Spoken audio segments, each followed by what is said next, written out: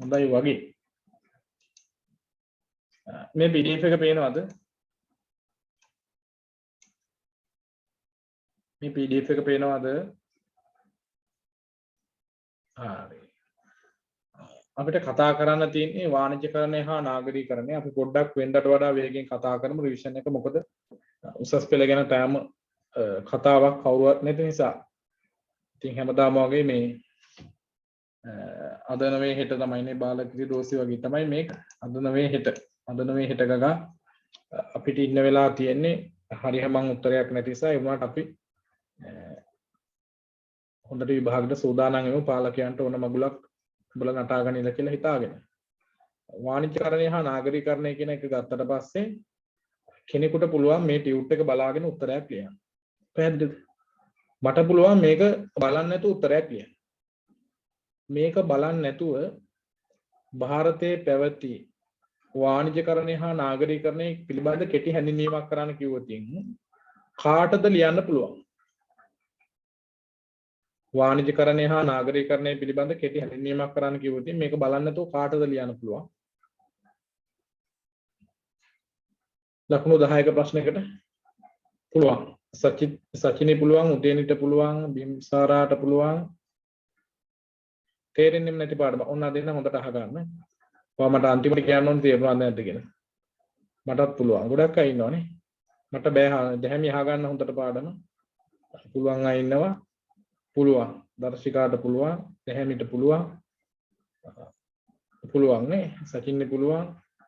ලසාරා ලක්ෂායන්ට මට බෑ. බැරි කෙනෙක් ඉන්න හොඳට අහගන්න. පුළුවන් වෙයි කියලා හිතනවා නේ. මට බෑ හම්බ. රුවිනි අහගන්න හරියට.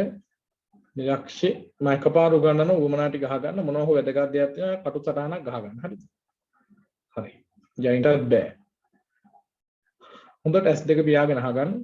එකපාර මේ පාඩම මතක තියාගෙන කොහොම හරි ලියනවා කියලා හිතලා ඔයාලා උනන්දුවෙන් වැඩ ටික කරන්න. බුද්ධ කාලීන ಭಾರತය කියලා කියන පුතේ බුදුහාමුදුරෝ ජීවත් වෙච්ච සමාජයනේ. බුදුහාමුදුරෝ ජීවත් වෙච්ච සමාජයට තමයි බුද්ධ කාලීන ಭಾರತය කියලා කියන්නේ. හරිද? ඒතර බුදුරජාණන් වහන්සේ ජීවත් වුණු සමාජය තුල හිටියේ බමුණෝනේ. බුදුහාමුදුරෝ ජීවත් වෙච්ච සමාජය තුල හිටියේ බමුණෝ.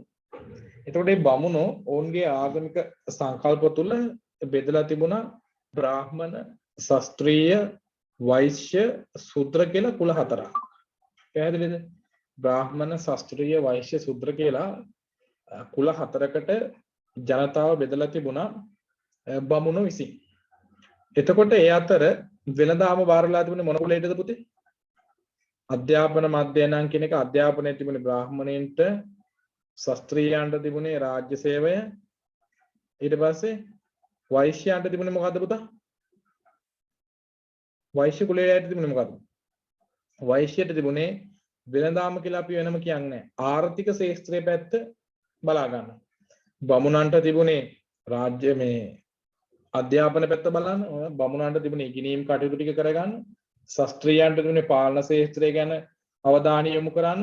වෛශ්‍යයන්ට තිබුණේ රාජ්‍ය පාලනය ගැන තොරතුරු හොයන්න. ඊට පස්සේ මේ ශූද්‍රයන්ට තිබුණේ මොකද්ද? ශූද්‍රයන්ට තිබුණේ ඉහළ කුලවලට අවශ්‍ය කරන පහසුකම් සපයන එක. ඒතකොට ඒ අනුව අපිට පැහැදිලි වෙනවා ಭಾರತයේ ආර්ථික කියන පැත්ත අල්ලගෙන හිටියේ වෛශ්‍ය කුලයේ අය. ඒ අය මොකද්ද කළේ?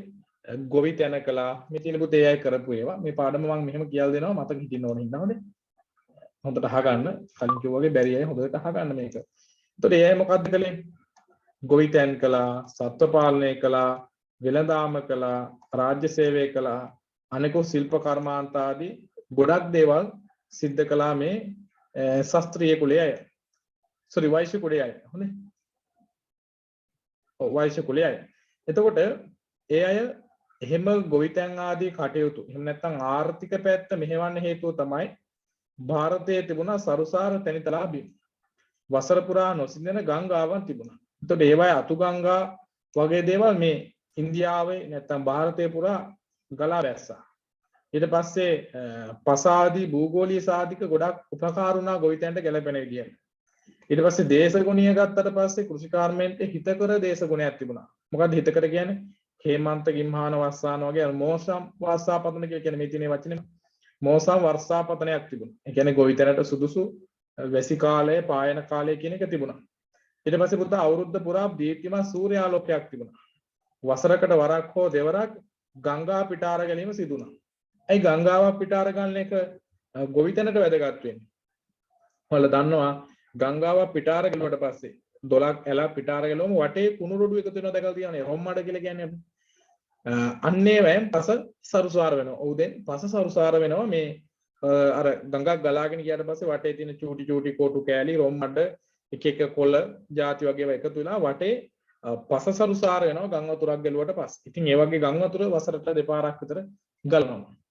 එතකොට තව එතකොට පෝෂණීය කොටස් ඒ නිසා මෙන්න මේ හේතු නිසා ඒ අය මේ වෙළඳාමට යොමු වෙනවා.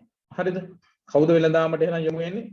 බ්‍රාහ්මණයෝ නෙමෙයි, ශාස්ත්‍රීයෝ නෙමෙයි, වෛශ්‍ය කුලයේ අය.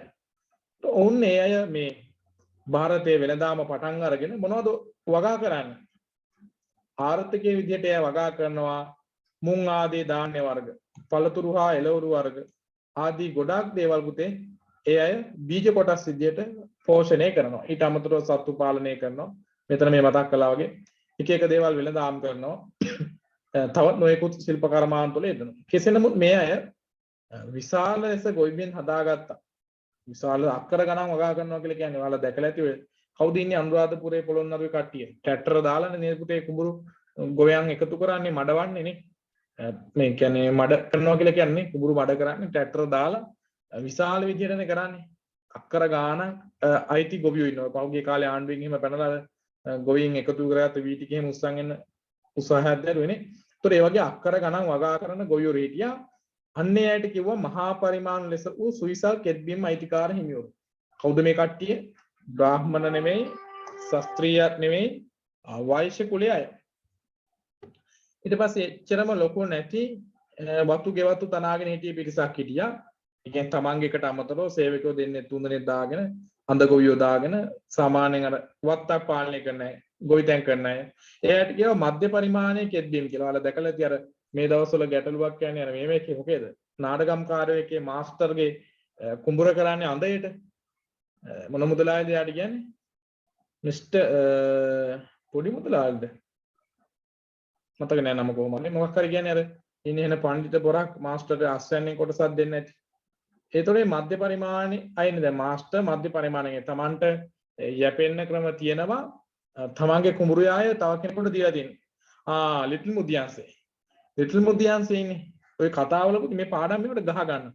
ඒක කොහේ කොහේ හරි මේවට රින්ග් වලදී මතක් වෙනවනේ. එතකොට මුදල් එතකොට මේ මාස්ටර් මධ්‍ය පරිමාණ කෙනෙක්. එයාට ජීවත් වෙන ජීවනෝපාය තියෙන නිසා එයාගේ කුඹුරු කොටස දීලා තියෙන අඳේට.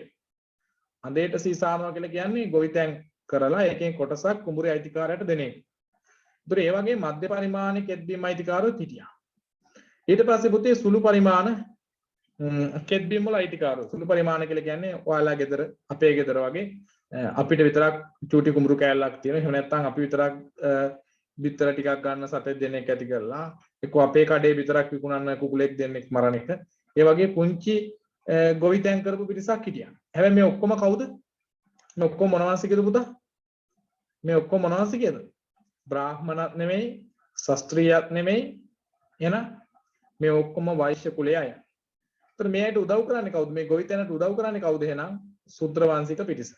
පැහැදිලිද? ඒතර පුතේ මේ අය මේ විදිහට ගොවිතැන් කරලා තමන් උපයා සපයා ගන්නා වූ දේවල් තමන් වගේම ගොවිතැන් කරන අයෙක්ව හුවමාරු කරගන්නවා. උදාහරණයක් විදිහට මම කුඹුරු වැඩ කරනවා නම් එහා ගමේ ඉන්න පුළුවන් කුකුල් ෆාම් එකක් දාලා තියෙන කෙනෙක්. මේ කියන්නේ මේ සත්ත්ව පාලනය කරන කෙනෙක්. මට එතකොට හාල් ඔක්කොම තියෙන ටික වැඩි නිසා මම එයාට හාල් ටිකක් දුන්නම්. එයා බිත්තර ටිකක් කුකුලෙක් දෙන්නේ මට දෙනවා. එක්ක වෙළඳාම් කරන කෙනෙක්. වෙළඳාම් කරන කෙනෙකුට මගේ වී වලින් කොටසක් දෙනවා. එයා ගාව තියෙන හාල් පොල් සීනි මොනවද අරගෙන එනවා. අන්න ඒ වගේ ක්‍රමයක් තමයි පැවතුනේ. අපි එකට කියනවා භාණ්ඩ හුවමාරු ක්‍රමය කියලා. එතකොට පුතේ මේ විදිහට මේ අය භාණ්ඩ හුවමාරු කරගෙන තමයි තමන්ගේ දෛනික කටයුතු ටික පවත්වාගෙන ගියේ. එතකොට ಭಾರತයේ මෙච්චරම ගොවිතැන දියුණු වෙන්න හේතු මොනවද? ಭಾರತයේ මෙතරම්ම ගොවිතැන දියුණු වෙන්න හේතු තමයි ඉන්දිය ජනතාවගේ අද වෙද්දී ලංකාවේ වගේ එහෙම නැත්නම් ආසියාතික ජනතාවගේ ප්‍රධානම ආහාරය තමයි බත. හරිද? බත් තමයි අපේ ප්‍රධාන ආහාරය. අපිට පාන් කෑවත් ඉන්දියාප්ප කෑවත් එච්චර සෙට් වෙන්නේ නැහැ. ඔයාලම කියනෝනේ අද උදේට පාන් කෑල්ලක් කෑවේ දවල්ට බත් ටිකක් කන්න ඕන. එහෙම කියනවනේ. උදේටයි දවල්ටයි පාන් කෑල්ලක් කෑවේ ඉන්දියාප්ප පොඩ්ඩක් කෑවේ රැයට නම් බත් චුට්ටක් කන්න ඕන. ඇයි අපේ ප්‍රධාන ආහාරය බත. බත ಭಾರತයේ එහෙම නැත්නම් ගොවිතැන වී ගොවිතැන කියන එක ಭಾರತයේ මොනතරම් කිඳා බැහැලා මොනතරම් ගැඹුරට පැතිරලා තිබුණාද කියනවනම් රජවරුන්ගේ પરම්පරාගත නාම පවා ඕදන කියන කෑල්ල එකතු කරගෙන තිබුණා. ඕදන කියලා කියන්නේ පුතේ බත් කියන එක. කවුද එහෙම ඔයාලට මතක් වෙන රජවරු? සුද්ධෝදන, දෝතෝදන, අමිතෝදන, තව මෙතන දානවා මිතෝදන, සුද්ධෝදන, අමිතෝදන, මිතෝදන වගේ රජවරු තමන් ගොවියෝ කියලා කියන අද වෙද්දි තියෙනවා ගොවි ගම කියලා කුලයක් එහෙමත් තියෙනවා. තමන් ගොවියෝ කියලා පෙන්වන්න තමන්ගේ නමේ අගට ඕදන කියන කෑල්ල එකතු කරලා තිබුණා. සුද්ධෝදන, අමිතෝදන, දෝතෝදන, මිතෝදන වගේ මේ නාමික කොටස් වලට බත් කියන එක එකතු කරගෙන තිබුණා. එතකොට මෙතන ඕදන කියලා කියන්නේ බත් වලට කියන නමක්. රජවරු ගොවිතැන කෙරෙහි දක්වන ලද විශේෂ සැලකිල්ල එකල රාජ්‍ය අනුග්‍රහයෙන් පැවති වක්මගුල් උත්සවය ආදීන් තහවුරු වේ. එතකොට රජවරුත් ගොවිතැනට මොනතරම් සපෝට් එකක් දුන්නාද කියලා කියනවා නම් වක්මගුල් උත්සව ආදීන් තහවුරු වෙනවා. වක්මගුල් උත්සවයේ සිදුවෙච්ච වැදගත් සිදුවීමක් කියන්නේ බිම්සරා, ඊට පස්සේ උදේනි, කවුද නම් මතකයි, ඊට පස්සේ චරිත, තව නිපුණි මතකයි කියන්නේ හිරුෂි. මොකද්ද වක්මගුල් උත්සවයේදී වෙච්ච වැදගත් සිදුවීමක්? කවුද ආනාපාන සති භාවනාව කළේ? කුඹුරේ අයිතිකාරයද? අන්න සුද්ධෝදන රජතුමා කීවෙනි පාර වැඳීමද සිදුුනේ? සිද්ධාර්ථ කුමාරයාට කීවෙනි පාරද වක්මගුල් උත්සවයේදී වැඳේ? තුන්වෙනි පාර නෙමෙයි. දෙවෙනි වර සුද්ධෝදන රජතුමා තමන්ගේ පුතාට දෙවෙනි පාර වැඳේ මෙන්න මේ වක්මගුල් උත්සවයක් දවසේ. එතකොට ඒක රාජක්ෂයෙන් සමරන දවසක්. ඔයාලා දන්නවද කුඹුරක් සම්බන්ධ අන්දරේගේ කතාවක් තියෙනව අහලා තියෙනවද? අන්දරේගේ කතාවක් කුඹුර මැද ලොකු තඩි කළු ගලක් තිබිලා මේ ඒක අරන් දාන්න ඕනේ කියලා කාටවත් අරන් දාන්න බැරි වෙලා මේ අන්දරේ කිව්වලු මම ඕක අරන් දාන්නම් කියලා. නේද? හරියනම් උඹ අරන් දාන්න උඹට මොනවද කරන්න ඕනි කිව්වන් අන්දරේ කිව්වලු මට දවස් මාස ගාණක් හොඳට කන්න බොන්න ඕන වෙනම තැනක නිදහසේ ඉන්න හැම ඕන මේ කියලා කිව්වම හරි උඹ අරන් දානවා නම් ගල මම උඹට නිදහසේ ඉන්න හැම තැන හදලා දෙන්නම් කියලා ඔක්කොම ටික කළා. දැන් මහා උත්සවයක් තියලා දැන් අන්දරේ කරට රෙද්දකුත් දාලා ගල උස්සන්න තමයි රැහත් වෙලා ඉන්නේ. අන්දරේ වටපිට බලලා කිව්වලු හරි මං ගල අරන් දාන්නම් එහෙනම් ඔය වටේ ඉන්න කට්ටිය උස්සලා මේ මගේ පිටින් මගේ කරෙන් තියන්න කියලා ගිහින් දාන්න. එහෙම හිටියයි කියලා කියනවා ඉතින්. අන්දරේගේ සොහන තියෙනවා මට මතක නැහැ කොහෙද තියෙන්නේ කියලා මේ කතාවට කියන්නේ එතන එන හතක් ගන්නවා කියලා කියනවා. එතන හැම ගන්නවා කියලා අන්දරේගේ සෝනේ කැලේ වැවෙන්නේ නැහැ කියලා තමයි කියන්නේ. එච්චර බොරු කියලා. හම්බන්තොට තියෙන්නේ. වීරවිල හරි. මේ ඉතින් පුතේ ගොවිතැන හැරෙනකොට ඒතර මේ ප්‍රධාන ලෙස වගා කළේ ශාස්ත්‍රීය වංශිකෝ වෛශ්‍ය වංශිකෝ මේ ගොවිතැන් විදියට මේ වී ගොවිතැන ඊට අමතරව උඳු මුං තල මෑ කුරහන් වගේ ගොඩක් ධාන්‍ය වර්ග වගා කිරීම සිද්ධ කළා. ඒතර පුතේ මම මෙතන තව මතක වැදගත් කරුණු ටික කියන්නම්. ඊට පස්සේ ඒ අය මේ කෘෂි කර්මාන්තයේ සඳහා උපකාර වෙනස සූත්‍ර වංශිකය උපයෝගී කරගත්ත වගේම ගවයෝ දාගත්තා. ඒ නිසා තමයි මේ නත්ති ගෝ සමිතන්දනන් කියලා කියන්නේ. ගවයා විතර සම්පතක් නැහැ කියන එක.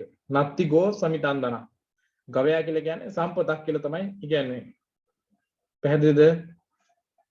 ගව පාලනය මැනවින් පාලනය කරන ලද විශාල ව්‍යාපාරයක් වූයේ ඇතැම් ධනවතුන් බමුණන් හට සිටුවරුන්ට දහස් ගණනින් ගවයන් අයිතිව සිටි බව සඳහන් වේ. ගවයන් රැක බලා ගැනීම උදෙසා යෙදුණු කම්කරුවන්ට ගොපල්ලන් ලේසලකි. ගොපල්ලෙක් හිටියේ ගවයෝ පට්ටියක් බලා ගන්නට. ලංකාවට එහෙම තිබුණේ නේ. ගොපුළු යකා කියලා කියන්නේ. සෑම ගම්මානයක් පාහේම ලී දඬු ලබා ගැනීම පිණිස මෙන්න ගව පාලනට වෙන් කරන ලද කුඩා කැලෑවක් තිබුණේ. ගවයන් සඳහා විශාල තන බිම් වෙන් කරන ලද්දේ. ඒතර පුතේ මෙන්න මේ කරුණු ටිකෙන් අපිට පැහැදිලි වෙනවා ಭಾರತයේ පුරා ගොවිතැන ප්‍රචලිත වෙලා තිබුණා.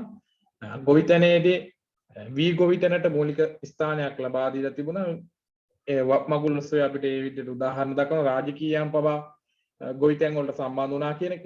ඊට පස්සේ ඕදන කියන නම භාවිතා කරපු එක. තව වැදගත් එකක් මතක් වෙන්නේ නැතුව ඔයාලට. බුදුහාමුදුරන්ගෙන් ඇවිල්ලා අහනෝනේ අපේ වික්ෂුන් වහන්සේලා පෙරවන සිවුර මොන වගේ වෙන්න ඕනද කියලා. ඒ වෙලාවේ බුදුහාමුදුරුවෝ ඈත පේන මගධකෙත දික්කලා කිව්වා වික්ෂුන් වහන්සේලා පරිහරණය කරන සිවුර අන්නර මගධකෙත ආකාරයට වෙන්න ඕනේ. ඒ නිසා තමයි ඔයාලට මම හිතන්නේ පැහැදිලිව පේන්නේ නැති වෙයි. මේ පැත්ත නම් පේන්නේ. අපේ සිවුරක් ගත්තට පස්සේ හැම තැනම මහලා තියෙන්නේ. මේක ඩබල් රේඛාවක් වල පේනවද දන්නේ නැහැ මැස්මක්. මම හිතන්නේ පේන්නේ නැතුව ඇති. මේ වගේ ඉරි ගහලා පටි වෙන් කළා තමයි තියෙන්නේ. කෑලි කෑලි වලට වෙන් කරලා තියෙන්නේ. සිවුරක් කියලා කියන්නේ ඔයාලා අඳින ඇඳුමක් වගේ නෙමෙයි. කෑලි වලට කපලා ඒ කෑලි මහපු එකක් තමයි සිවුරක් කියලා කියන්නේ. ඒක හරියට දිගෑරියම කුඹුරු යායක් ඈත ඉඳන් බලනකොට අර නියරවල් එක කුඹුරක් පේන්නාසේ වගේ තමයි. ඒතකොට ඒකට තියෙන වැදගත් සූත්‍ර අසේනි මතක් කරලා තිනවා කසීබාරද්වාජ සූත්‍රය. ඔව් සිවුරු වර්ග ගොඩක් තියෙනවා. දහස් කඩ සියස් කඩ එහෙම තියෙනවා. ඒ කියන්නේ කොටු 1000ක් තියෙන සිවුරු තියෙනවා. කොටු 100ක් තියෙන ඒවා තියෙනවා. ඊට පස්සේ කොටු 16ක් විතර තියෙන සිවුරුත් තියෙනවා. කොටු 1000ක් දහස් කඩයක් එහෙම ලේසියෙන් අපි පෙරවන්නේ නැහැ. උපසම්පදාව වික්ෂුන් වහන්සේ කෙනෙකුට තමයි සියස් කඩයක් දහස් කඩයක් පෙරවන්න පුළුවන්කම තියෙන්නේ. මහානායක ස්වාමීන් වහන්සේලා එහෙම පෙරවන්නේ ඒ වගේ සිවුරු වල දැකලා ඇති චූටි කොටු ගොඩාක් තියෙන සිවුරු. සාමාන්‍යයෙන් 45000ක් 50000ක් විතර වෙයි වගේ සිවුරක්. මිලට ගන්න ගියොත්. අපි පෙරවන්නේ නම් මේ 1800 3000ක් විතර යනවා. එතකොට පුතේ මේ ගොවිතැනට අමතරව ඊට පස්සේ තව විවිධ දේවල් සම් වලින් භාණ්ඩ නිෂ්පාදනය කළා. ඊට පස්සේ නැව් වරු පාරු වගේ පුංචි රත හැදුවා. ඊට පස්සේ මුතුමැණික් කොබ්බල එක නිර්මාණ කළා. ඒ වගේ දේවල් ගොඩාක් කළා. මෙතන මම වැදගත් කරන්නේ මෙන්න මේ ටිකේ කියන්නම්.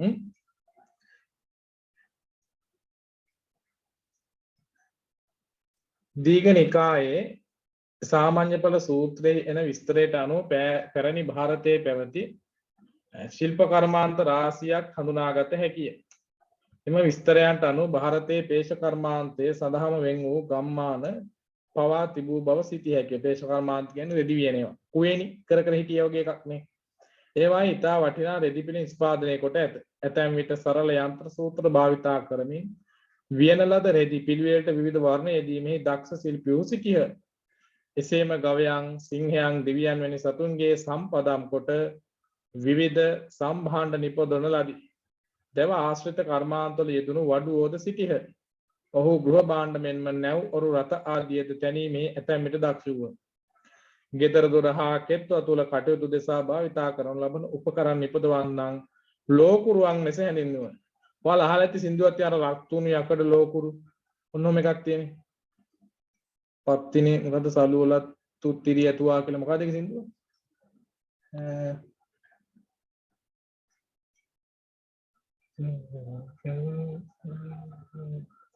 මතක නැහැ සින්දුව. නංගියේ කියන සින්දුවනේ. අන්න එකේ තියෙනවා මේ ලෝකුරුවන් කියන එක. ඒ අය තමයි පුතේ මේ කෙත්වතු ගෙදර දොර හා වතුර උදෙසා භාවිත කරන ලබන උපකරණ. ඒ කියන්නේ උදළු කැටි පිහි මන්න වගේ ඒවා හදාපු අයට කියනවා මේක MCQ වලට අහනවා. ඒ වගේ ඒවා හදාපු අයට කියනවා ලෝකුරුවන් කියලා. හරිද? ලෝකුරුව කියලා කියන්නේ ලෝකුරුවන් ලෙස හඳුන්වන්නේ කවුද කියලා හෙව්වොත් එහෙම අන්න ඒක තමයි ලියන්න තියෙන්නේ.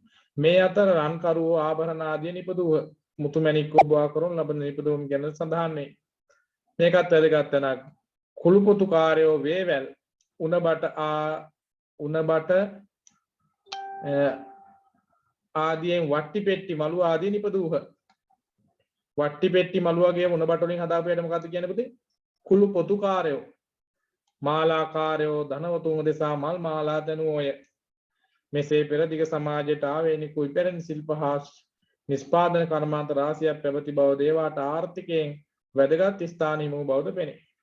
මේ කරුණ මත බුද්ධ කාලයේ වන විට ಭಾರತයේ කෘෂිකාර්මික වශයෙන් පමණක් නොව වෙළඳාම් අතින් යම් උසස් තත්ත්වයකට පැවති බව පෙනේ. ಭಾರತයේ පැවති ස්වභාවික සම්පත් ප්‍රයෝජනයට ගැනීමත් ඊට අනුකූල වන ලෙස කුඩා පරිමාණ කර්මාන්ත දියුණු කර ගැනීමත් වෙළඳාම ජීවනෝපාය වීමත් නිසා මේ සුළු පරිමාණ වෙළඳාම මහා පරිමාණ වෙළඳාමක් බවට පත් වෙන්න පටන් ගත්තා. ඊට පස්සේ පුතේ මේ අය මේ නැව් හදන එක කුබල් කර්මාන්තේ රත දැව වලින් විවිධ නිර්මාණ කරන එක ආදී ශීඝ්‍රයෙන් ක්‍රමයෙන් මේ අර වෙළඳාමෙන් පටන් නැත්නම් ගොවිතැනෙන් පටන් ගත්ත එක පොඩ වෙළඳාමක් දක්වා දියුණු කරන්න පටන් ගත්තා. එතකොට මේ වෙළඳ භාණ්ඩ විදියට මේ විවිධ දේවල් නිෂ්පාදනය කිරීම තුළ ඒ අය වෙළඳාම් කළා දේශීය වෙළඳාම් වශයෙන්. ගොවිතැනට මොකක්ද උනේ? ගොවිතැනට විවිධ ඒවා අංග එකතු වෙලා ගොවිතැන දියුණු වෙනවා. ගොවිතැන දියුණු වුණාට පස්සේ ඒ අය හිටිය ඔය මහා පරිමාණ ගොවිතැන් කරපු අය, මධ්‍ය පරිමාණ ගොවිතැන් කරපු අය, සුළු පරිමාණ ගොවිතැන් කරපු අය තමන් විවිධ දේවල් නිර්මාණය කළා ඒවා එක එක්කෙනාට පවරවුවා.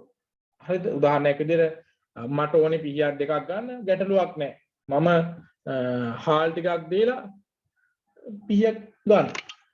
මං ගාව තියෙන වී ගෝණි දෙක තුනක් තියෙනවා මම වළං ටිකක් ගන්නවා. අන්න ඒ වගේ භාණ්ඩ හුවමාරු ක්‍රමයක් එක්ක මුසු වෙච්ච වෙළඳාම් ක්‍රමයක් ಭಾರತයේ තුල ඇති වුණා. පැහැදිලිද? ඒතර අන්නේ වෙළඳාම රට ඇතුලේ කරපු වෙළඳාමට අපි කියනවා දේශීය වෙළඳාම කියලා. දේශීය වෙළඳාම නගා සිටවන්න ඔය කියන්නේ නේ මොකක්ද කියන්නේ දේශීය වෙළඳාම නගා සිටවන්න පොහොර සාන ආධාර ලබා දෙනවායි සුළු ගොවියන්ට සමුද්‍රි සාන ආධාර ලබා දෙනවායි අරකේ මේකේ කියලා කියන්නේ. අන්න එක තමයි දේශීය වෙළඳාම. දැන් දේශීය වෙළඳාම මොකක්ද උනේ පුතේ?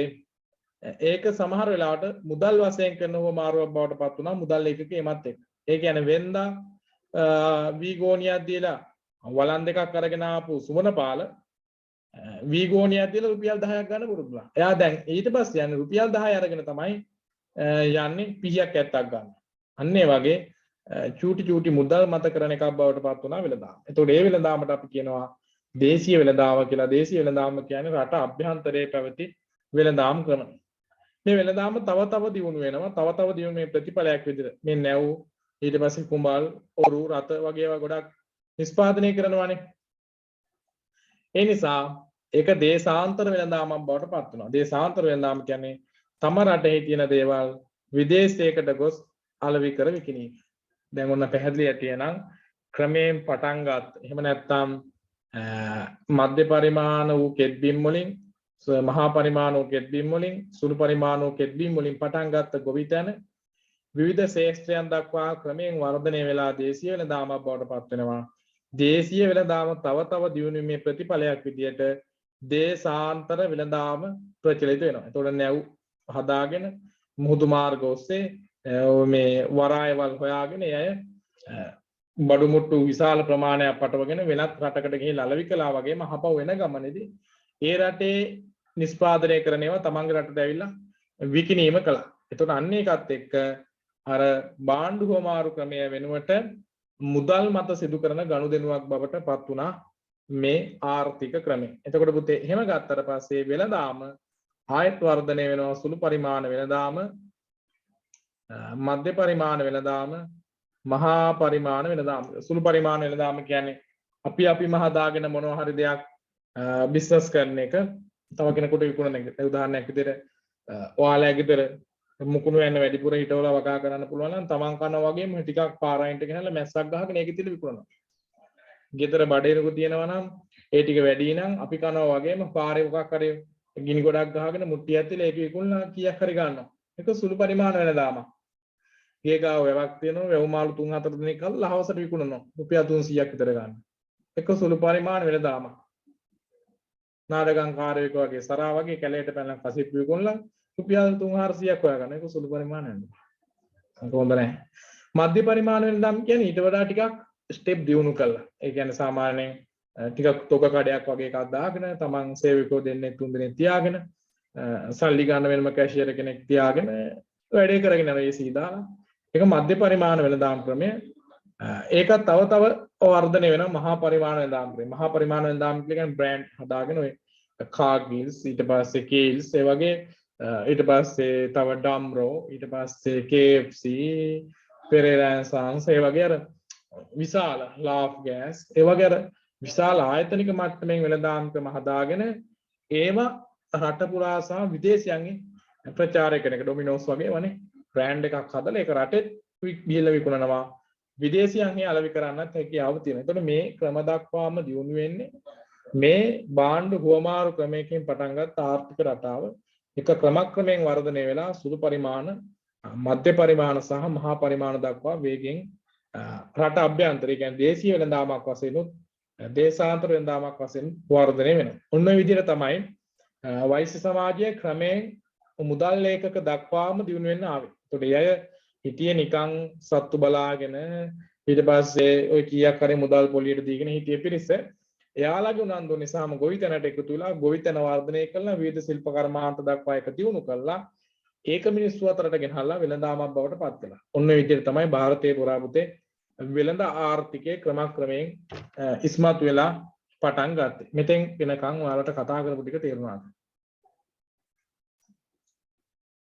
ඔය පුතේ යකඩ භාවිතය නිසා විදේශ වෙළඳාම ප්‍රචලිත වුණා කියන එක ඔයා කියන්නේ කාර්මික විප්ලවය කියන එක. ඒක පස් මේ ඈත වෙච්ච ඒවා.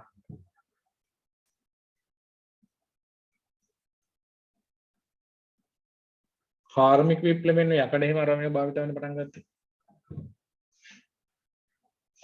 හොඳටම තේරුණා. දැන් අර තේරුන්නේ නැහැ කියපු අය මොකද කියන්නේ?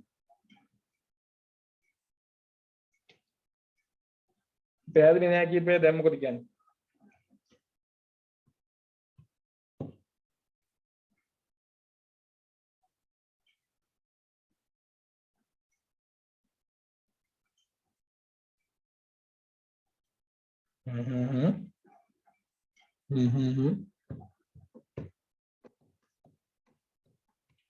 අපිට ලබන මාසේ 11 වෙනිදා විභාගේ. sorry 12 විභාගේ ඔක්තෝබර් නොවැම්බර් 7 වෙනකන් තියෙනවා.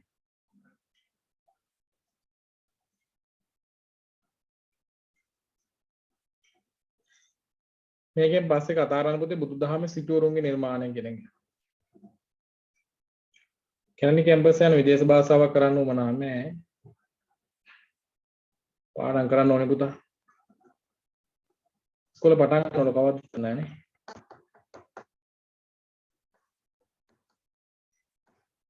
අද ක්ලාස් 11 වෙනකම් වක් කරමුනේ.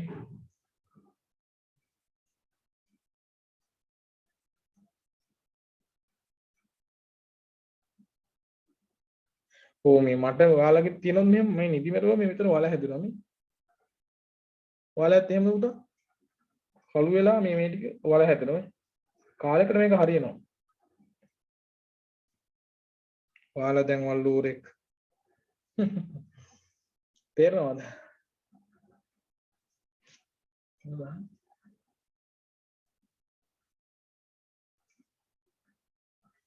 අපි බය නැහැ විභාග තිබ්බට. උඹලා තමයි උගන්වන්නේ කොහොමද?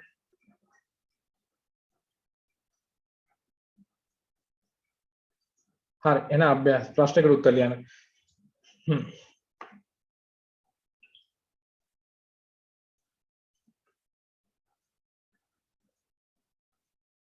මොනවද බාණ්ඩ ජීක්‍රීම් කියන්නේ තුන්වෙනි ප්‍රාර්ථනා මම දන්නේ නැහැ මට පස්සේ වන්නම. අnder ඇස්සට කළු වෙනවනේ. අමාරුයි මට. ලියාගන්න පුතේ ප්‍රශ්නය.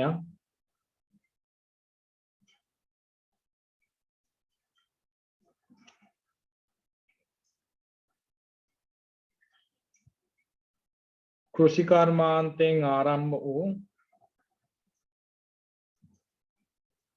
ෆෝන් එක අයින් කළා දවසක් ඉන්න පුළුවන් දිහානේ ඔබ පාන්ති ටික කරනවා. කෘෂි කර්මාන්තයෙන් ආරම්භ වූ කෘෂි කර්මාන්තයෙන් ආරම්භ වූ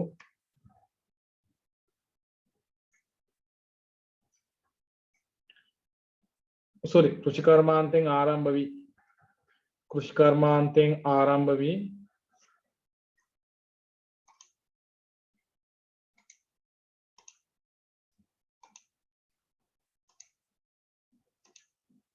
කෘෂි කර්මාන්තයෙන් ආරම්භ වී මහා පරිමාණ වෙළඳාම දක්වා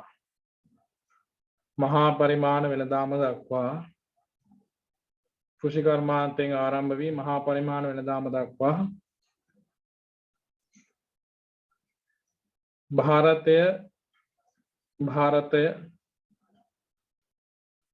ಭಾರತය දියුණු වූ අයුරු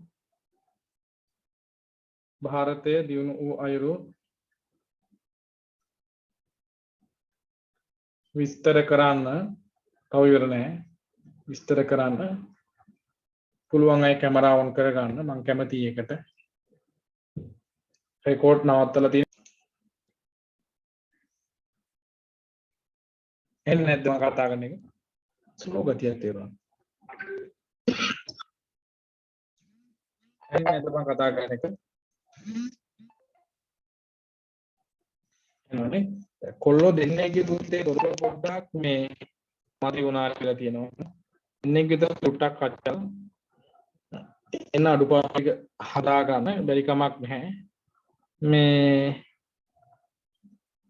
කාගේද මම මෙයාගේ බැලුවානේ සෙමිනි බැලුව හොඳයි කියලා කිව්වේ 10න් 9ක් දුන්නා මේ අනිත්‍යයත් මහන්සි වෙන්න කොල්ල දෙන්න කවුද කොල්ල දෙන්න මෙසේජ් දාන්න බලන්න ටෙලිග්‍රෑම් එකට මේකට දාන්න මෙසේජ් chat box එකට ඒ දෙන්න මහන්සි වෙන ගොඩක් ඒ දෙන්නට බැරි කමක් නැහැ සුපුරුදු විදිහට සමස්තය අතර දැක් අඩුපාඩු ටික පොඩ්ඩක් මතක් කළා උතින් තාම පිරිසට අමතක වෙලා තියෙනවා ඡේද බෙදද්දී රූලක් ඉඩ අරින්න දෙක ඡේද බෙදද්දී බෙදන අලුත් ඡේදේ නව රූලක මැදින් පටන් ගන්න බැරි වෙලා තිනවා ඒවා දන්නේ නැති අය මම දාලා තිනවා හරියට උත්තරයක් ලියන හැටි වීඩියෝ එක ඒක බලන්න ඒක බලලා ඒ අඩුපාඩු ටික හදා ගන්න කියලා මතක් කරනවා ඊට පස්සේ උද්දෘත දක්වාදී ගොඩක් හොඳයි බහුතරයක් වෙනද තරම් මම අඩුපාඩු දැක්කේ නැහැ ගොඩක් අය ලියලා තියෙන ප්‍රමාණය මදි කියලා මට තේරුණා සමහර අයගේ අකුරු ගොඩක් ලස්සනයි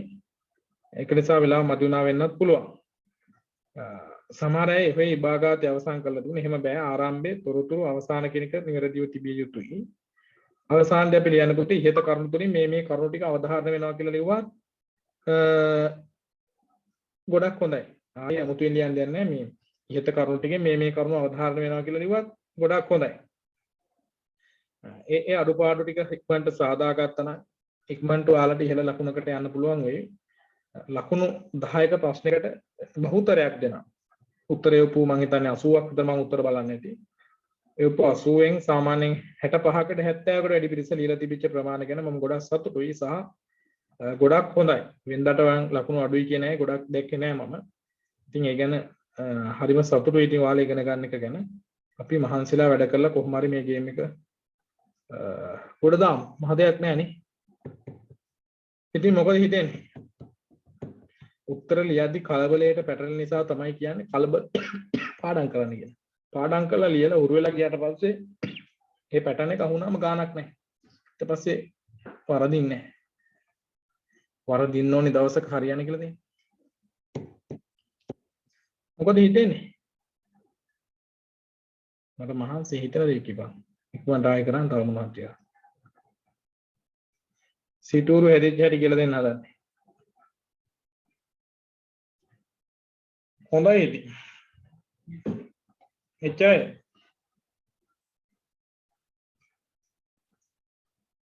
ඔව් yes අකුරු වෙන එක ඒක normal මගෙත් එහෙම තමයි මම ඉතින් ලස්සනට වැඩ පටන් ගත්තා නම් අන්තිමේදී ඇදලා අරිනවා ඉතින් කෑලි නෑ කුඩේ කුඩු වෙන්න. ඒක එච්චර හිතන්න එපා කාගෙත් ඇතිකුත්. ඔයාලා මේක ගැන ඇත්තටම අසතුටුයිද ඔයාලගේ වෙලාව කනවා වගේ තේරෙනවද මම? එහෙම නෑ. ඔයාලා දැක්කද YouTube එකේ කමෙන්ට් එකක් දාලා තිනවා මට දෙන්නෙක් දැනලා විශ්ව ගවේෂකෝ කියලා channel එකේ.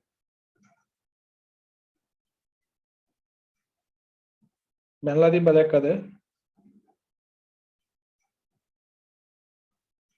ආම්තුරු මොකටද පාන්ති කරන්නේ කියලා?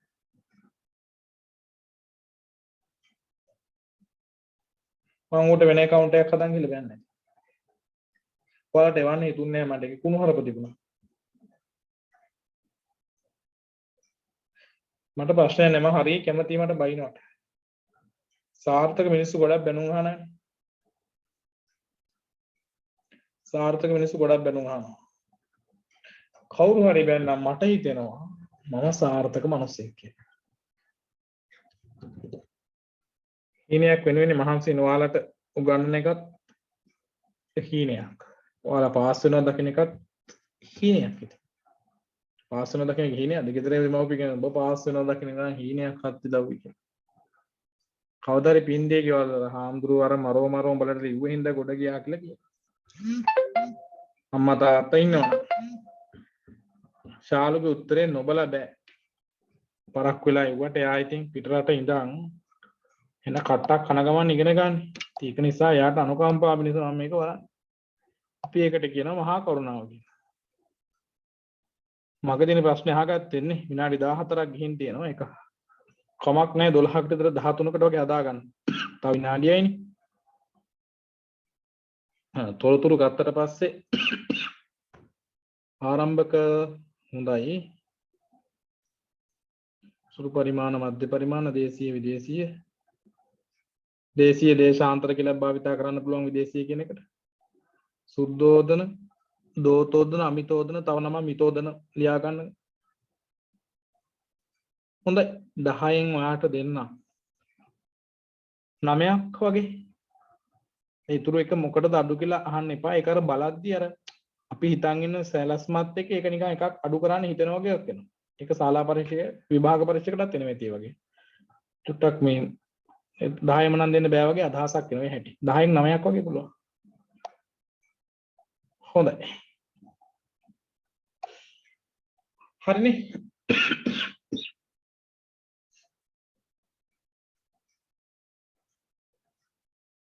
yes Bihan. You are correct. අපි යන්න. පේනවද සටහන්?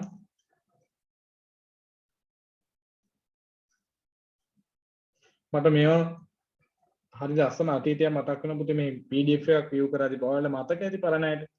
මම මේක මෙහෙම ලිව්ව ගමන් මේක කුරුටු ගාපු කට්ටියක් හිටියා. මතක නැද්ද මේ කාන්තිය පටන් ගන්න කාලේ? මතක නැහැ. මම දන්නේ නැහැ මේක ඉතින් නවත්ත ගන්න. මට කවුරු හරි ළමෙක් තමයි කියලා දුන්නේ මෝ කියන එකට ගිහිල්ලා disable කරන්න කියලා. මොකක් හරි එකක්. මතකද මේකේ කුණු මේ කුරුටු ගයිඩර්ස් chat box එක දැක්කම මට මතක් වෙනවා පන්ති පටන් ගත්ත කාලේ කුණු හරප දාන්න. මට ඒ only me ද මොකක්ද ඒක දාගන්න තේරෙන්නේ නැහැ. everyone කියන එකයි host and host කියනව මාරු කරගන්න තේරෙන්නේ නැති කාලයක් තිබුණා. ඔයාලා මතක ඇති විනාඩි 40න් අපේ පන්තිය කොච්චර කට් වෙලාද කියලා නේ. මතකද? අන්න ඒක තමයි පුතේ අපි එන්න ඩෙවලොප් වෙනවා. අපි දිනුනා වුණා කියලා කියන්නේ ඒකනේ. දැන් අපේ පන්තිය සිග්නල් හොටපටයක් වුණොත් විනාඩි 40කින් කවදාවත් කට් වෙන්නේ නැහැ. මේක දැන් කවුරු කුරුටු බලි ගන්නෑ. chat එකේ කුමහර ප්‍රදානේ වුණේ. එක දිගට 아무තු ප්‍රශ්න අහන්නේ හිටියේ නේ. මාව අසරනේ මං ඉතින් හිතන් ඉන්නේ උන්ට මේ ඉගෙන ගන්න උවමන ආයවා කියලා. මම උත්තර දෙනවා මුන් අහනවා. යකෝ උත්තර දෙන්න අහනවා. පස්සේ තමයි තේරෙන්නේ මේ බයිටකට තමයි ඇවිල්ලා තියෙන්නේ. හරි අපි කරගෙන යමු. ඉතින් මේ මෙන්න මෙතන තියෙන එකත් බුද්ධ කාලීන ಭಾರತයේ වාණිජකරණ හා නාගරිකයන් ලක්ෂණ ඇතිවීමට බලපෑ හේතු කියන එක. මේක උත්තරයක් ලියන තරම් උවමනාවක් නැහැ. වාණිජකරණ ලක්ෂණ බලපෑන්න හේතු උනේ තමයි වෙළඳාම කියන එක ඇති වෙන්න හේතුනේ. හේතු උනේ මිනිස්සු කාසි වගේ මුදල් භාවිතා කරන්න හුරු වෙච්ච එක. හැමෝම ලෝකේ කාසි භාවිතා කරද්දි අපිට විතරක් කාසි භාවිතා නොකර ඉන්න බෑනේ. දැන් මං හිතන්නේ මේ කොයින්ස් මාරු වේ තව කාලයක් ඇති ලංකාවෙත්. මොකද රුපියල එන්න මේ පහළ බහිනවනේ. රුපියලේ තියෙන වටිනාකම අඩු වෙනකොට ඩොලර් එක නගිනවනේ. ලෝක මුදල් ඒකකයේ වර්ධනය වෙනකොට රුපියල තව පාත් වෙනකොට ඒකේ වටිනාකම රටවල් මට නම නම් මතක නැහැ මේ මුදල් ඒකකයේ චේන්ජ් කරනවා. ඒ වුණා රුපියල් කියන එක අයින් වෙලා ඒ වෙනකොට ආදේශික වෙන නමක් එනවා. yen ඩොලර් වගේ එකක් ඒත් දන්නේ නැහැ. ඒ වුණොත් ඒ ශාලුවට පුළුවන් ලංකාවට එන්න. මෙහෙන් ඩොලර් දැම්මොත් එහෙම වෙන්න ඉඩ තියෙනවනේ. මේක බහැලා දැන් ලංකාවේ රුපියල් 100ක් අරන් පිටරට රියාට මොකක් ගන්න බෑනේ. හැබැයි ඩොලර් 100ක් අරන් කොහේ රටකට ගියොත් මොනවා හරි ගන්න පුළුවන්. පැහැදිලිද? ඒක නිසා රුපියල සමහරට මාරු වෙන්න ඉඩ තියෙනවා. ඒකට කොහොම හරි මේ බුද්ධ කාලීන ಭಾರತයේ වාණිජකරණ ලක්ෂණ ඇති වෙන බලපෑම එක හේතුවක් තමයි මේ කාසි වගේ මුදල් භාවිතා කරන එක. ඊට පස්සේ පුතේ තව හේතුවක් තමයි දියහා ගොඩ යන දෙකේම ප්‍රසිද්ධ වෙළඳ මාර්ග හා වරායවල් බිහි වෙලා තිබෙනවා. දියගොඩ සෑමතැන කිරිතිරේ වගේ දියගොඩ මේ ප්‍රසිද්ධ වෙළඳ වරායවල් වෙළඳ නගර නිර්මාණය වෙලා තිබුණා. ඔන්න දීරාණි යනවා මොන රටේ දින්නේ කියලා. ශාලු කොයි රටේ දින්නේ අහනවා. භාණ්ඩ පරිවහන මාධ්‍යයන් දියුණු වී තිබීම. භාණ්ඩ පරිවහන මාධ්‍යයන් කියලා කියන්නේ මොනවද දන්නවද? භාණ්ඩ එහා මෙහා අරගෙන යන ක්‍රම. භාණ්ඩ හුවමාරු කරන ක්‍රම දියුණු වෙලා තිබුණා. මොනවද? නැව් වගේ මේ දේවල් තුලින් තමයි භාණ්ඩ හුවමාරු වුණේ. නැව් පාරු ඔරු වගේ දේවල් හදාගෙන භාණ්ඩ හුවමාරු කරන ඒවා දියුණු වෙලා තිබුණා. ඊට පස්සේ පුතේ මුදල් එක්ක භාවිතයෙන් තව හේතුවක් තමයි දියුණු වෙළඳ නගර ඇති වෙලා තිබීම. වෙළඳ නගරවල භාණ්ඩ හුවමාරුව කියන එක අතහැරුණා. මිනිස්සු එතකොට බාණ්ඩ හුවමාරු කර හිටිය මිනිස්සුන්ට හුවමාරු කරන්න බෑ. ඒ කට්ටිය කැමති නැහැ හුවමාරු කරන්න. යාලට ඕන සල්ලි දීලා බඩු ගන්න. ඒ පාර අහන කොල්ලෙක්ද කෙල්ලෙක්ද කියලා. බල තාම මොනවද දැනගන්න. ඉතින් මේ බාණ්ඩ හුවමාරු කරන්න කැමති නැත්නම් එයාට මුදල් දෙන්න වෙනවනේ. ඒ නිසාත් මුදල් ඇති වුණා. ඉතින් ඔන්න ඒ හේතුනික නිසා තමයි පුතේ මේ ಭಾರತේ පුරා වාණිජ්‍යකරණ ලක්ෂණ ඇති වෙන්න හේතු උනේ. ඉතින් මේ වාණිජ්‍යකරණ ලක්ෂණات එක්ක ಭಾರತේ වේගෙන් දියුණු වෙනවා. දියුණු වෙද්දී මොකද්ද වෙන්නේ? ශාස්ත්‍රීයයන්ටත් වඩා බමුණන්ටත් වඩා වෛශ්‍යෝ ගාව මුදල් ගැවසෙන්න පටන් ගන්නවා. එතකොට වෛශ්‍යෝ ගාව මුදල් මේ වැඩි වෙන්න වෛශ්‍ය වාතයේ මුදල් මහා පරිමාණ ලෙස ගැවසෙන්න මොකද්ද වෙන්නේ? ඒ අය ක්‍රමයෙන් මේ සිටුවරු බවට පත් වෙනවා. හරිද? මිනිස්සු ගාව මුදල් වැඩිපුර ගැවසෙන්න ඒ අය සිටුවරු බවට පත් වෙනවා. ඉබේම සිටුවරු වෙනවනේ. අපි අද කියන්නේ ධනපතියෙක්, ධන කුවේරයෙක්, ඌනම් කෝටිපතියෙක් මචං. අම්මෝ ටොයිලට් එකට යන්නේ V8 එක කියලා කියන්නේ. එතකොට ඒ වගේ මිනිස්සු ගාව මුදල් ඒකක වැඩි වෙන්න එයාලට දන්නේ නැතුව ලොකු බලයක් නිර්මාණය වෙනවා. දැන් මොකද්ද වෙන්නේ? බමුණු ශාස්ත්‍රීය කියන උඩින් හිටියට වැඩක් නැහැ. උන්ට වඩා ලොකු බලයක් තියෙනවා මේ ලෝකේ පුරා හිටිය නැත්තම් ಭಾರತයේ හිටිය වෛශ්‍ය වංශිකයන්ට. ඇයි එයාලා ගාව විශාල ධනයක් තියෙනවා. අතට පයට මෙහෙකරුව කම්කරුව තියාගෙන විවිධ වෙළඳ සුළු පරිමාණ, මධ්‍ය පරිමාණ, මහා පරිමාණ වෙළඳාම් ක්‍රම ඇති කරගෙන මේ මහා විදියට මේ වෙළඳාම් ක්‍රමය දියුණු කරගෙන හිටියා. එතකොට ඒ අතර හිටිය ප්‍රධාන අය තමයි ඒ අතර ඒතකොට ප්‍රධාන වෙළඳ නගර තමයි රජගහ නුවර, සවැත් නුවර, අයෝධ්‍යාව, සාකේත නුවර, සේතව්‍ය නුවර, උක්කට්ඨා නුවර, කොසබෑ නුවර, උදේනිය, මාහිස්සතිය, බර්ණස්පුරය, විශාලාව, ඊට පස්සේ තක්සලාපුරය, පට්ටාන වගේ ඒ ප්‍රදේශ ප්‍රසිද්ධම වෙළඳ නගර. රජගහ නුවර, සවැත්. දැන් අද ගත්තට පස්සේ ඉන්දියාවේ කොහෙද පුතේ ප්‍රසිද්ධම වෙළඳ නගරේ? සචිනි කොල්ලෙක් නෙවෙයි කෙල්ලෙක්. කොහෙද? ඉන්දියාවේ ප්‍රසිද්ධම වෙළඳ නගරේ මොකක්ද කියන්නේ? සිටි එක බැංකොක් නේ.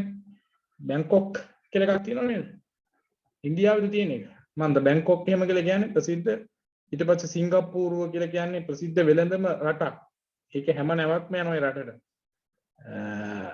එතකොට ගොඩාක් ප්‍රසිද්ධයි. ඊට පස්සේ තායිලන්තේ බැංකොක් තියෙන තායිලන්තනේ. තායිලන්තෙත් ගොඩාක් ඔය බැංකොක් කියන ප්‍රදේශ ගොඩාක් මේ දියුණු වෙළඳාමති. අන්න වගේ ප්‍රධාන වෙළඳ ස්ථාන මේ රජගහ නුවර, සාකේත වගේ මේ ඊට පස්සේ කොසබෑ නුවර, අයෝධ්‍යාව වගේ කියන ප්‍රදේශ. ඒත් මේ වෙළඳ වරායවල් නැත්තම් මේ වෙළඳ නගර වටා හිටිය ජනතාව මේ වෙළඳ දැන් ඉන්නේ කොළඹ ගත්තොත් ඉන්නේ සල්ලිකාරයෝ ටික කියලා නිකන් මතයක් තියෙනවනේ. අපිත් කොළඹ තමයි ඇතුලේ දක් නැහැ. ඒනට එහෙම මතයක් තියෙනවා. අපෝ කොළඹෙන් ඉතින් තරු පහ හොටල් වලින් කාලා බිලින සල්ලිකාර මිනිස්සුනි කියලා මතයක් තියෙනවා. අන්න ඒ වගේ තමයි මේ වෙළඳ නගර ආශ්‍රිතව ජීවත් වෙච්ච අය හැඳින්වුවේ සිටුවරු කියලා. වෙළඳ නගර ආශ්‍රිතව මුදල් වැඩි හරියක් භාවිතා කරමින් මන්දිර වගේ ගෙවල් හදාගෙන අතට පයට මෙහෙකරුවෝ තියාගෙන හිටියේ පිරිස හැඳින්වුවේ සිටුවරු කියලා. එතකොට වෙළඳ නගර ආශ්‍රිතව මේ තට්ටු දෙකේ තුනේ මාලිගා හදාගෙන ලොකු සේවකයෝ පිරිසක් තියාගෙන යන්න එනවා යාන වාහන මොන හරි තබාගෙන හිටියේ සිටුවරු හිටියා. සාමාන්‍ය පැලැන්තිය ගයක් හදාගෙන එක මෙහෙකරුවෙක් දෙන්නේ තියාගෙන පුංචි යාන වාහනයක් තියාගත්ත පිරිසක් හිටියා. ඊට අමතරව එදා දවසේ බිස්නස් එකක් කරගෙන මුදල් ටිකක් අතපත ගාගෙන හිටියේ හිටියා. ඒතකොට ඒ නිසාම මේ වෙළඳ නගර ආශ්‍රිතව ජීවත් වෙච්ච පිරිස සිටුවරු ලෙස හැඳින්වූ අය ආයත් කොටස් තුනකට බෙදුවේ තමයි චුල්ල සෙට්ටි, මහා සෙට්ටි සහ අමිතභෝගී සිටුවරු කියලා. චුල්ල සෙට්ටි කියලා කියන්නේ පුතේ සුළු වශයෙන් ධනෙ තිබිච්ච පිරිස. කට්සටහන් ගහන ඕනනම් ගියා ගන්න. චුල්ල සෙට්ටි කියලා කියන්නේ සුළු වශයෙන් ධනෙ තිබිච්ච පිරිස. මහා සෙට්ටි කියලා කියනවා විශාල වශයෙන් ධනෙ තිබිච්ච පිරිස. තව පිරිසක් හිටියා. කවුද ඒ පිරිසගේ නම කියන මතකයි? තව පිරිසක් හිටියානේ. අධික ධනයක් තියෙන පිරිසක් හිටියා. එයාට කියන නම මොකක්ද පුතේ? අධිකම ධනයක් තියෙන පිරිසක් හිටියානේ. එයාට කියන නම මොකද්ද? චුල්ලසෙට්ටි, මහා සෙට්ටි ඊටත් වඩා විශාල ධනයක් තිබිච්ච අය හිටියේ. එයාට මොකද්ද කිව්වේ? අන්න හරි. අමිත භෝගී සිටුවරු. අමිත භෝගී සිටුවරු කියලා කියන්නේ කාටද? අමිත භෝගී සිටුවරු කියලා කියනවා තමන්ට දෛනිකව ලැබෙන මුදල තමන්වත් දන්නේ නැති අය. අද තමන්ට කීයක් ලැබෙනවද, තමන් කීයක් වියදම් කළාද කියලා තමන්වත් දන්නේ නැහැ. උදාහරණයක් විදිහට බිල් ගේට්ස්, මයික්‍රොසොෆ්ට් සමාගමේ අයිතිකාරයා, ඇපල් සමාගමේ අයිතිකාරයා, වෙන මොකුත් ඕනේ නැහැ. කාගිල් ස්කිල්ස් වගේ අයිතිකාරයෝ දන්නවද තමන්ගේ දවසේ ආදායම කීයක්ද කියලා? දන්නේ නැහැ. ඒ වගේ අතිවිශාල ධනස්කන්ධයක් පරිහරණය කරපු පිරිසක් හිටියට කිව්වා අමිත භෝගී සිටුවරු කියලා.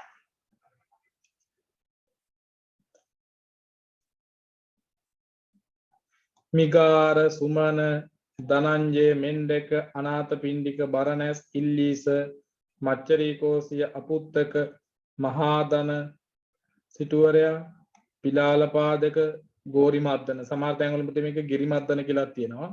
ගෝරිමද්දන, අදින්න පුබ්බක ආදී ලෙස බෞද්ධ සාහිත්‍ය මූලාශ්‍රයේ සඳහන් වන ಭಾರತයේ ප්‍රකටව සිටි සිටුවරුන්නේ. ඔන්න ಭಾರತයේ හිටිය සිටු සෙට් එකම කවුද? මිගාර සිටුවරයා, සුමන සිටුවරයා, ධනංජය, මෙන්ඩක. ඒ වගේ බෞද්ධ සාහිත්‍යයේ මේ බුදුහාමුදුරන ගොඩාක් උදව් උපකාර කරපු සිටුවරු. මහා සෙට්ටි කියලා කියන්නේ පුතේ සාමාන්‍යයට වඩා ටිකක් ධනයක් තියෙන. උදාහරණයක් විදියට මේ කවුද ගන්න පුළුවන්? මහා ධනයක් නෙවෙයි. අර වගේ අය ගණන් හතර ගන්න පුළුවන් නිකන් තොග බඩු කඩයක් වගේ දාගෙන ඉන්න කෙනෙක්. සිටුවරේ වාහන දෙකක් තුනක් තියෙනවා. බඩු ගේන්නේ යාගෙම ලොරි වල. සිටුවරෙක් සල්ලිකාරයෙක් නේ. ඊට පස්සේ කඩේ ගමේ කඩයක් දාගෙන ඉන්න කෙනා. සීනි 500ක් නේද? සමන් දින එකක් විකුණගෙන ඉන්න. යම් කිසි ලාභයක් තියාගෙන එක වාහනයක් වගේ තියාගෙන ඉන්න කෙනෙක්. සුළු සිටුවරෙක්. ඒ වගේ පිටිස. හරි සරලව මතක තියාගන්න. ඉතින් මේ පුතේ සුඛෝපභෝගී ජීවිතයක් ගත කරපු අය ඉතින් එයාලට විශාල ධනස්කන්ධයක් ඇති වුණේ. සමහර අය රන් කහවණු 40 කෝටියක් විතර තිබුණා. අතිවිශාල ධනස්කන්ධයක් අය භාවිතා කළා. එයාට විනෝද වෙන්න තැන් එය නිර්මාණය කරගත්තා.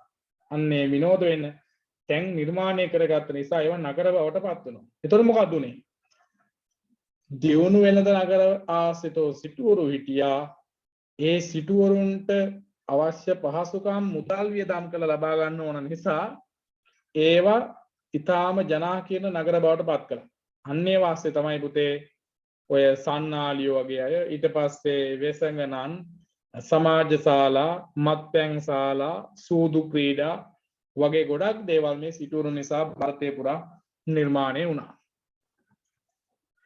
සෑම රාජ්‍යයකම අගනුවර හා ප්‍රධාන නගර වෙළඳ මධ්‍යස්ථානයක් වශයෙන් හඳුන්වලා තිබුණා. ප්‍රධාන වෙළඳ මාර්ගය මෙම නගර හරහා වැටිලා තිබුණා. එකල සිටි සිටුවරුන් ලෙස හැඳින්වූ ධනපතියන් මෙම නගර ආශ්‍රිතව ජීවත් වුණා. මම මුලින්ම මතක් කළේ ඒකනේ.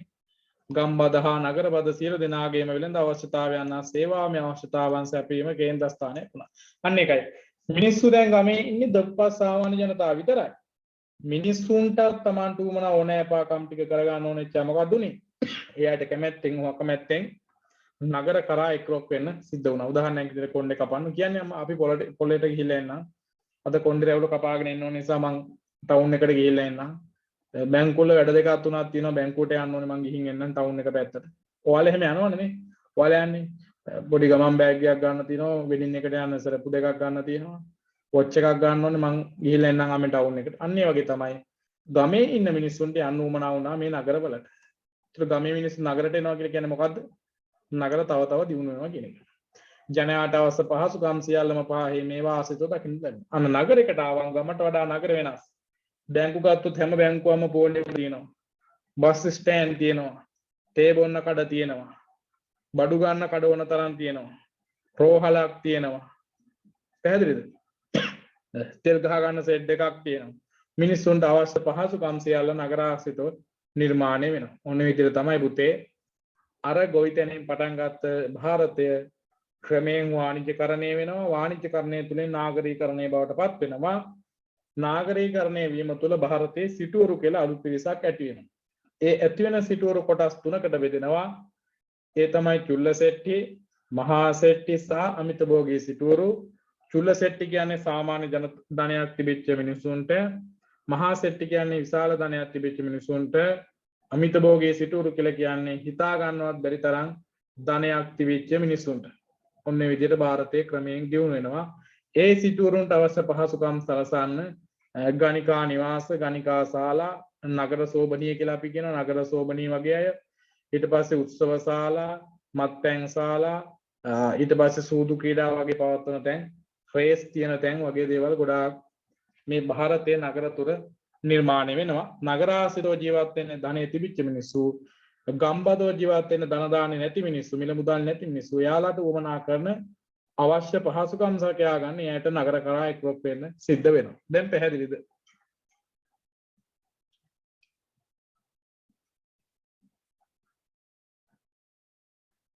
කවියක් දාන නම් කෞශල දාන්න පුළුවන්. ඔරකට පුරා පිරු විතින් සුරත් අඹර පෙති එහෙම එකක් තියෙනවා කවියන්නේ. ඒක තියෙන්නේ මොකේද? ගිරාවේද?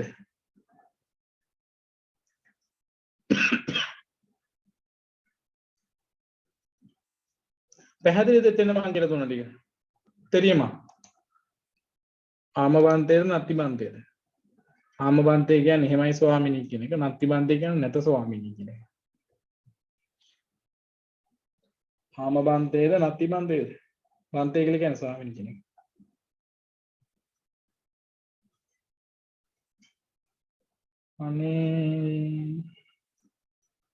අනේ ගෝම්බියනේ තොපටත් රජෙක් ඉන්නේ කියලා අහලා තියෙනවා.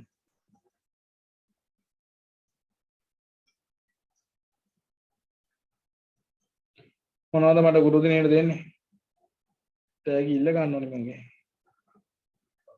මම පුතා ගුරු දිනේට දෙන්නේ මට.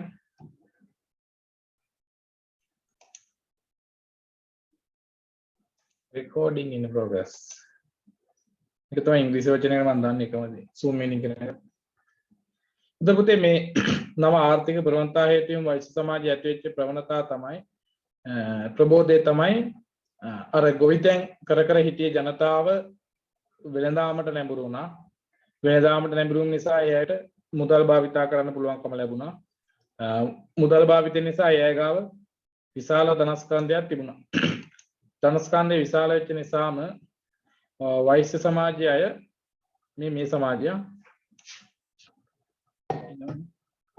වෛශ්‍ය සමාජයේ අය මේ සිටුරු බවට පත් වුණා. සිටුරු බවට පත් වීමත් එක්ක එතෙක් ජනතාවට නොතිබිච්ච වෛශ්‍ය සමාජයට නොතිබිච්ච ලොකු වරප්‍රසාදයට හමු වෙනවා කියන්නේ සියල්ල මුලදලට යට වෙනවනේ.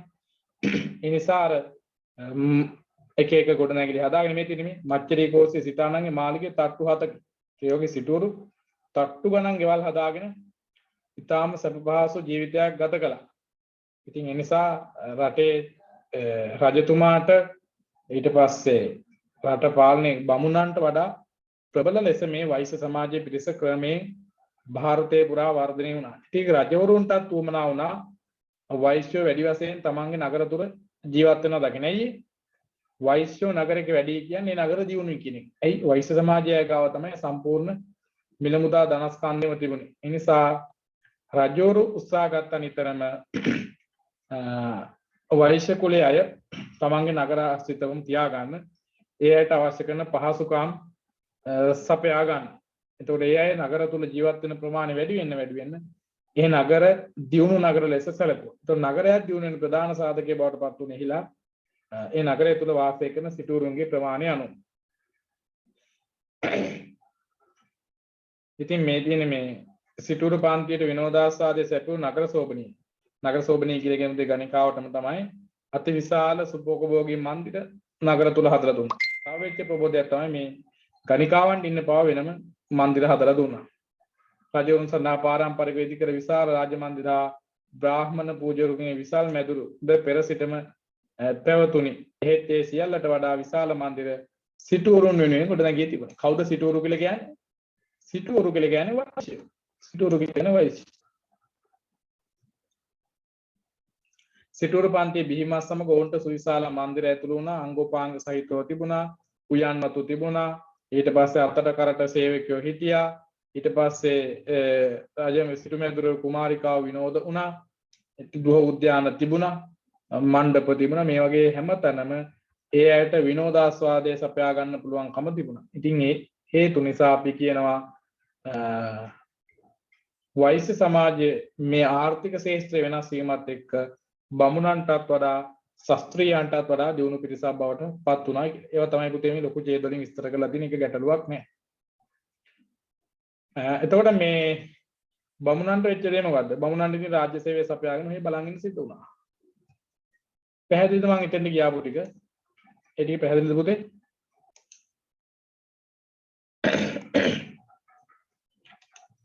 හරි.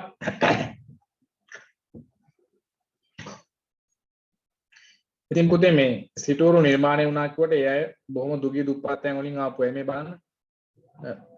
සිටුවරු පන්ති පිළිබඳ හැඳින්වීමක් කොට බුදු සමය ව්‍යාප්තිය අරබය වුන් ලබා දුන් දායකත්වයනේ. දැන් සිටුවරු පන්ති ගැන හැඳින්වීමක් කරනකොට අපිට සිටුවරු හඳුන්වන්න බෑ. සිටුවරු කියලා කියන්නේ වෙන අමුතුවෙන් ආපු පිරිසක් නෙවෙයි. වෛශ්‍ය සමාජයේ අය. ඒ අය සිටුවරු බවට පත් වෙන්නේ ගොවිතැන අතහැරලා වෙළඳාමට එකතු වීමත් එක්ක. හරිද? කෘෂිකර්මාන්තය අතහැරලා වෙළඳාමට එකතු වීමත් එක්ක නේ සිටුවරු වෙන්නේ. සිටුවරු විදියට ඒ හඳුන්වන්න හේතුව තමයි එයාගා ගැවසිච්ච මුදල් ප්‍රමාණයම. සිටුවරු වර්ග 3යි. චුල්ලසෙට්ටි, මහසෙට්ටි, අමිත භෝගී සිටුවරු. ඒකට එයාට අවශ්‍ය පහසුකම් සලසන්න නගර මැද විශාල තට්ටු ගණන් වල නිවෙස් තිබුණා, ගණිකා නිවාස තිබුණා, උද්‍යාන තිබුණා, සුරාසල් තිබුණා, සූදු කෙල්ලන තැන් තිබුණා. ඉතින් ඒ බොහොම හොඳට ජීවත් වුණා. විනෝද විවි. ඉතින් ඒ සිටුවරු බවට පත් වෙලා ඉන්නකොට තමයි බුදුහාමුදුරු ලෝකේ පහළ වෙන්නේ. බුදුහාමුදුරු පහළ වුණාට පස්සේ මේ ගොඩක් සිටුවරු බුදුහාමුදුරුත් එක්ක බොහොම හිතවත් වුණා. ඉතින් හිතවත් වෙලා ඒ සිටුවරු බුද්ධ ශාසනයේ පැවැත්මෙනුවෙන් බොහෝ විහෙර විහාරස්ථාන හදලා දුන්නා, ආරාම හදලා දුන්නා, බුදුහාමුදුරන්ට උපස්ථාන කළා, උදව් උපකාර කළා, ලොකු සේවාවක් සිද්ධ කළා බුද්ධ ශාසනයේ දීර්ඝ කාලීන පැවැත්ම උදෙසා. මේ පුන්න සිටුතුමා ඌයේ සිටුමැදුරක ගොවිතැන් කළ සේවකයෙක්. සේවකයෙක් තමයි පුන්න සිටුවරයා වෙන්නේ. ඔයා මේක දන්නවා මව්පියා තම ගම රට ගෙනව නොදත් කුම්භඝෝෂක සිටුවරය සිටු තනතුරක් ලැබුණේ ඔහු සිටු පවුලක උපත ලබා සිටි නිසා නොව ඔහු සතුව තිබූ ධනස්කන්ධය නිසායි. එතකොට පුතේ මේ ක්‍රිස්තුපුර 6 වෙනි සියවසට අයත් වෙන පුතේ නිකුනේ මේ එතකොට පුතේ මෙයා මේ කුම්භඝෝෂක සිටුවරයෙක් වුණේ එයා පවුල ඉපදිච්ච නිසා නෙවෙයි. එයා ගාවට විච්ච ධනෙ නිසා. චුල්ලසෙට්ටි සාමාන්‍ය කම්කරු පන්තික උත්සාහවන්ත බුද්ධිමත් තරුණයෙක්. බෞද්ධ සාහිත්‍යයෙන් පරිදි ඔහු බොහෝසත් වීමන පටන් ගන්නේ මීකුණකිනි. මතකද මීකුණක් විකුණන. ඒතර යා උපතින් සිටුවරයෙක් නෙමෙයි. සිටුවරයෙක් වෙන්නේ මීකුණක් විකුණන. ඒ කියන්නේ වෙළඳාම මුදල් ගෙවසීම නිසා තමයි යා සිටුවරයෙක් වෙන්නේ. ඉතින් මෙන්න මගේ සිටුවරු නිර්මාණය වුණාට පස්සේ ඒ අය තමන් සන්තක දේවල් වැය කරලා බුදුරජාණන් වහන්සේට විහෙර විහාරස්ථාන හදලා දුන්නා. මේ තියෙන බුදුන් වහන්සේට පන්සලක් කරවා පූජා කිරීමට අදහස් කළ අනේපිඩු සිටුවරයා ඊට ගැළපෙන ඉඩම ලබා ගත්තේ එහි අයිතිකරුවන ජේතරාජ කුමාරයාට එකට එක ගෑවෙන පරිදි රන් කහවණු ඉඩම පුරා අතුරා දීමෙන්. ජේතවනාරාමයේ හදලා දෙනවනේ පුතේ අනේපිඩු සිටුවරයා. එයා ඒකට ඉඩම ලබා ගන්නේ ජේතරාජ කුමාරයාගෙන්. ජේතරාජ කුමාරයාට ඉඩමේ වන්දිය ගෙවන්නේ මුදල ගෙවන්නේ රත්තරන් කහවණු එකට එක අතුරලා ඒ මුළු භූමියම වැහෙන විදිහට තියලා. ඒ සඳහා රන් කහවණු 18 කෝටියක් වැය වී ඇත. ආරාමයේ සඳහා වැය වූ මුළු මුදල රන් කහවණු 54 කෝටියක.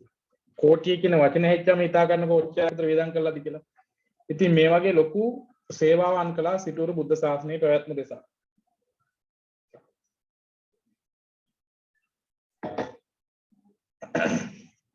මේ තව තැනක් බලන්න මේ වගේ එකක්. පැලඳගත් විට හිස මුදුනේ සිට පිල් විදහාගත් මොනරෙකුගේ හැඩේ ගන්නා මේල පළඳනා නම් ස්ත්‍රී පළඳනාව සිය පියා වූ ධනංජය සිටුවරයා විසින් විවාහ වන අවස්ථාවේදී විසාකා දියණියට ත්‍යාගයක් ලෙස තනවා දෙන ලද්දකි. පැහැදිලිද? ත්‍යාගයක් විදිහට විසාකාවට දුන්නු රත්තරන් ආභරණයක් තමයි මහා මේල පළඳනාව කියන්නේ.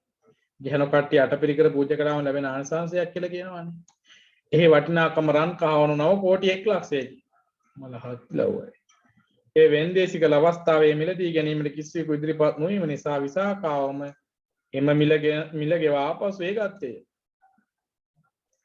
ඒක විකුණුවාට පස්සේ ගන්න කෙනෙක් නෑ එච්චර ගානක් දීලා ආයෙ යාම ගත්තා. ඒ කියන්නේ තව එච්චර යාගා සල්ලි දීලා කියන එකනේ. පූර්වාරාමයේ තනවා පූජා කරන ලද්දේම උදල වැය කිරීම. ඔන්න සිටුවරු එතෙන් බුදුහාමුදුරු උපස්ථාන කරපු තැන්.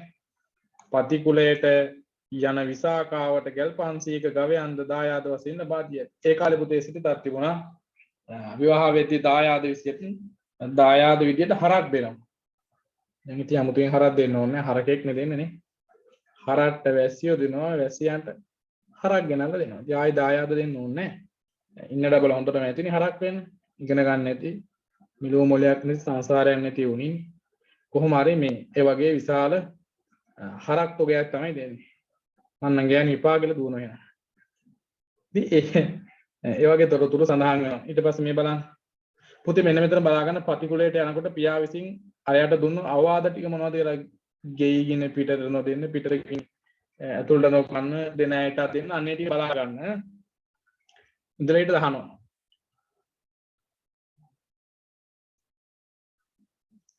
මිගාර සිටුවරයා අනුභව කළේ පැන් මුසු කිරිබත්තේ. අත්තිලා මේ වතුරක් නැති කිරිබත් තමයි මිගාර සිටුවරයා කාලා තියෙන්නේ. මසුරු සිටානන්ගේ මෙදුර තට්ටු හතකි. කවුද මසුරු සිටාන කියලා කියන්නේ පුතේ? කැවුම් පිසෙන ලද්දේ 7 වෙනි තට්ටුවේ. කවුද මසුරු සිටානන් කියන්නේ? කැවුම් කැවේ කවුද? තට්ටු හතේ උදම් තට්ටු දැන් කැවුම් කැවේ කවුද? මතක නැහැ. කෝසිය අන්න මට්ට කුණ්ඩලියෝ. එනගනින් ටොක්කා.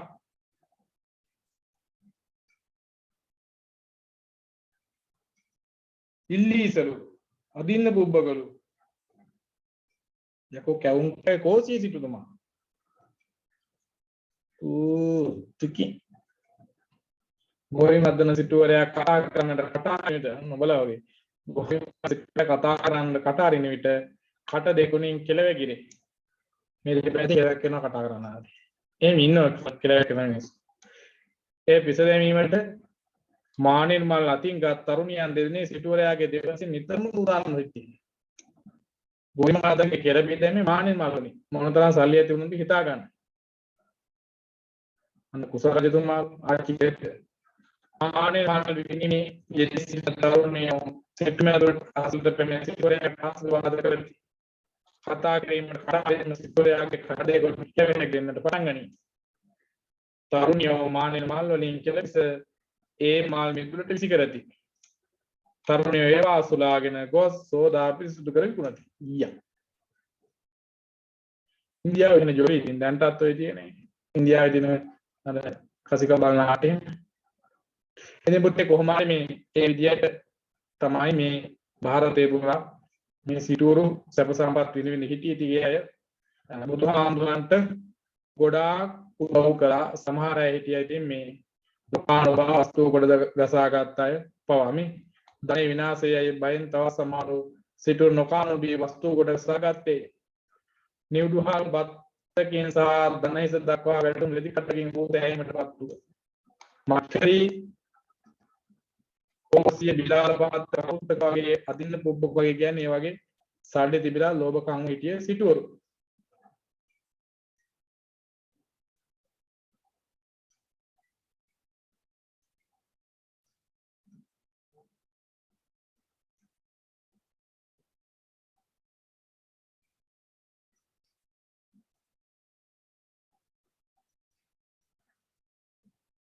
බුද්ධ කාලයේ සිටම මේ සිටුවරු අතරින් අනාථපිණ්ඩික ගෝචිත පාරිවාරික කුක්කුට රජගහ නුවර ආදී මෙන්ම විසාකා වෙන සිටි දියුණුවන බුදුදහමේ ආభాසයෙන් ජීවිතය දගාගත් අය වුණා ඒ අය විවිධ ආරාම හදලා බුදුහාමුදුරුවනේ පූජා කිරීම සිද්ධ කළා සවැත් නුවර ජේතවනාරාමේ කොසබෑනුවර ගෝචිතාරාමේ පාවාරික අඹවණේ කුක්කුටාරාමේ පූර්වාරාමේ වගේ විහෙර විහාරස්ථාන මේ සිටුවරු හදලා දුන්නේ ඒවා බුදුරජාණන් වහන්සේට. ඉතින් සිටුවරු අතින් ඒ වගේ සුවිශාල සේවාවක් සිදු වුණා. දැන් ප්‍රශ්නයක් ඇහුවොත් විභාගෙට සිටුවරු අතින් බුදුදහමට උණු සේවාවන් මොන වගේද කියලා ඔයාලට පිළිතුරක් ලියන්න පුළුවන් වෙයි යයි මම හිතනවා. මොකක්ද ඔයාලගේ අදහස? බැරි වේද පුළුවන් වේද?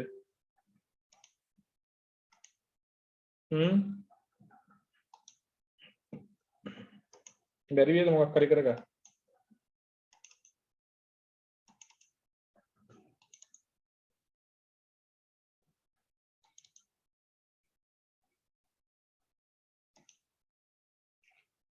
බැරි වෙයි.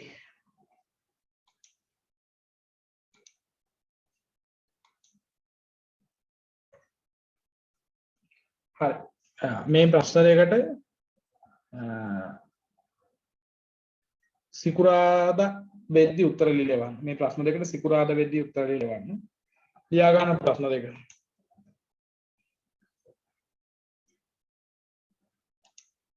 සිකුරාදා වෙද්දී උත්තර ලියවන්න ලියා ගන්න ප්‍රශ්න දෙක. මේක එක ප්‍රශ්නයක්. ලියා ගන්න ලකුණු 10යි. ලියලා ඉවරන හරිය කියලා කියන්න මෙසේජ් එකක් දාන්න. ලියලා ඉවරන හරිය කියලා මෙසේජ් එකක් දාන්න.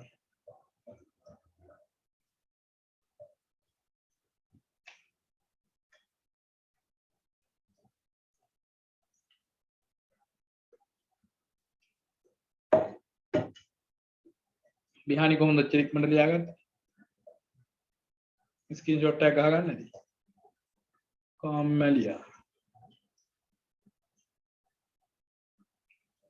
කම්මැලි කොල්ලේ ඔය කටුවගේ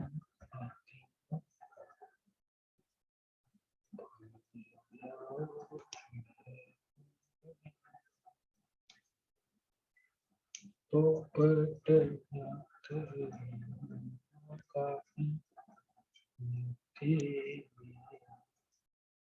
දැහැමි ඉවරයිලු. සෙව්මිනි ඉවරයි.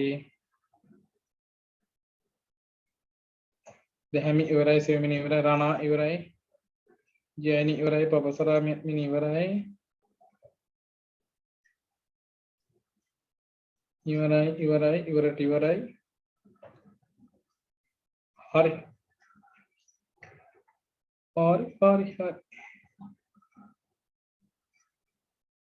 ඊළඟ එක මේක. මේකට ලකුණු 10. මේක ලියා ගන්න. මේ එක්සෑම් එකට අහලා තියෙන ප්‍රශ්නමයි. හොඳයි. මේක ලියා ගන්න පුතේ. ඉවර නම් ඉවරයි කියන්නේ. මේවා විභාගයට අහලා තියෙන ප්‍රශ්න.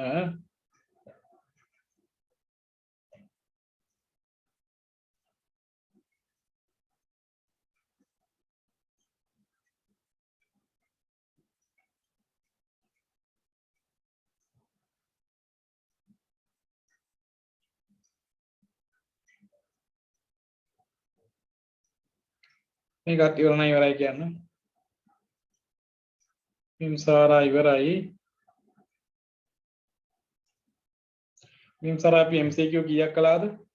නැත්නම් MCQ කීයකින්ද කියන්නේ?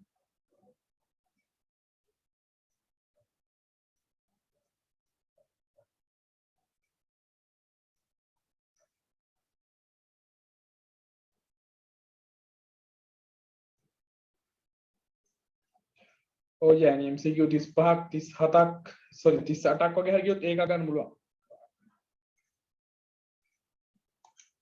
හරිනේ.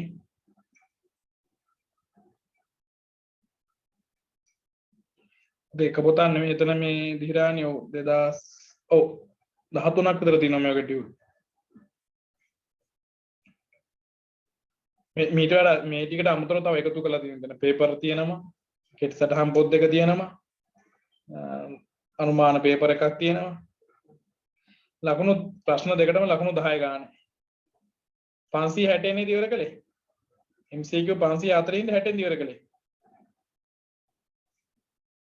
අන්න එක්කනේ 524 ලු.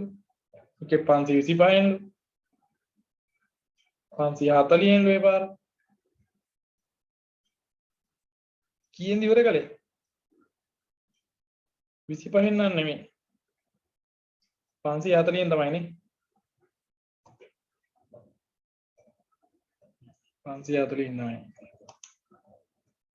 මේ තියෙන MCQ book එක. මේක නා ගොඩක් අය අරන් තින්නේ කොපි. මේ පොත ගත්තා පුතේ මේකෙන් දැන් කීයක් කරලා තියෙනවද? මේ පොතනේ.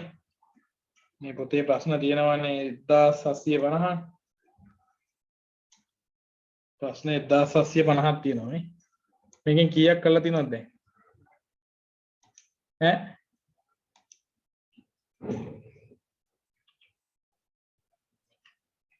කීයක්ද? දැනට 670ක් කරලා තියෙනවා. එහෙනම් ගේමක් නැහැ නේ මේක නිපුණට.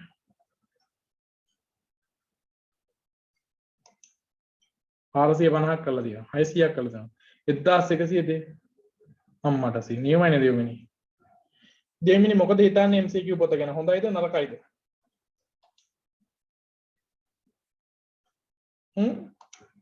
දෙවෙනි MCQ පොත ගැන 580ක් කරලා තිනවා මතුෂාන්. පාඩුවේද මේක හොඳයිද නරකයිද? ගොඩක් හොඳයිනේ. දෙවෙනි කියන ගොඩක් හොඳයි කියලා අනිත් එක මොකද හිතන්නේ? නරක වෙන්නේ කියන්නේ නැහැ නේ.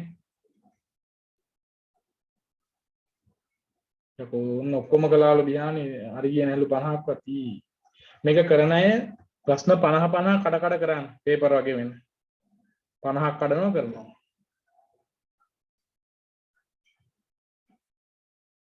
නිකුණෙත් කියන හොඳයි කියන්නේ හොඳයි නේ අවුලක් නැහැ නේ මේකනේ මම මේක තම මොඩිෆයි කරනවා ලබනාලුත් දෙද්දි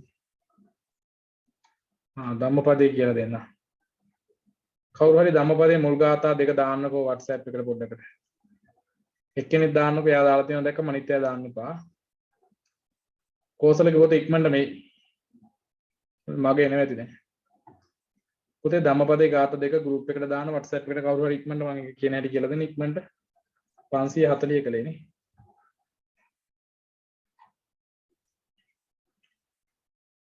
ඉල්ලපු අයට හැමෝටම පොත එනවා ඇති මම තැපැල් කරලා ඒ කූරියර් සර්විස් එකට දීලා තියෙනවා සල්ලි අරන් පොත නොදී ඉන්නේ මම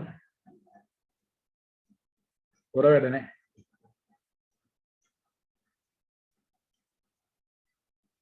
කො 540 ඕ පුතේ මේ දවස්වල පොඩ්ඩක් පරක්කු කියන්නේ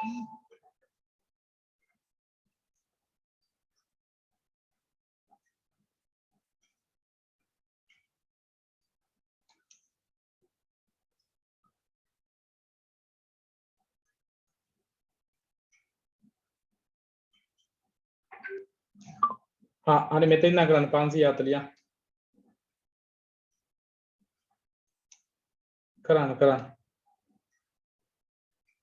ඉක්මනට කරන්න ඔය 1750ම කළා මල හත්තිලා වෙදෙමිනි නෑ MCQ 3000 පුතේ අවුලක් නෑ පුතේ ඒක ප්‍රශ්න වැඩි කිව්වා ගොඩක් තමයි 3000ක් වැඩි කරන්න බෑ අරකයි මේකයි කියලා ඒකින්ද මම අඩු කළා ඉතින් කිසිම අවුලක් නෑ ඒක හොඳයි ඉතින් කට්ටියට කරන්න බැරි නම් මම මොකද කරන්නේ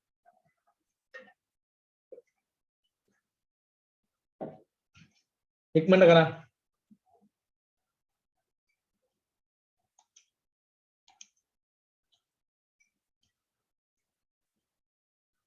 මම මේ හයිලයිට් කරලා තියෙනවා නේද මේ 540 sorry 541 ඉඳන් මම මේ ගලනේ කටමැද ගොඩවන හික්මීමට අපහසු භික්ෂූන් හට පනවන ලද දඬුවමක එතන 42 ආයේ මෙතන 43 44 45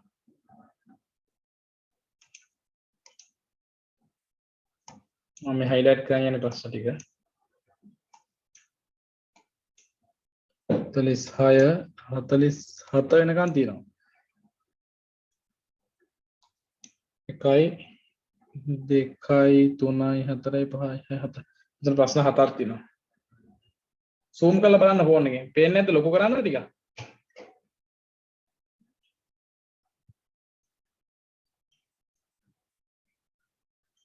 පේන්නේ නැද්ද ඕනේ නැහැ පේනවා ඒක තමයි zoom කරගන්න මේ ටික කරලා ඉවර නම් ඉවරයි කියලා කියන්න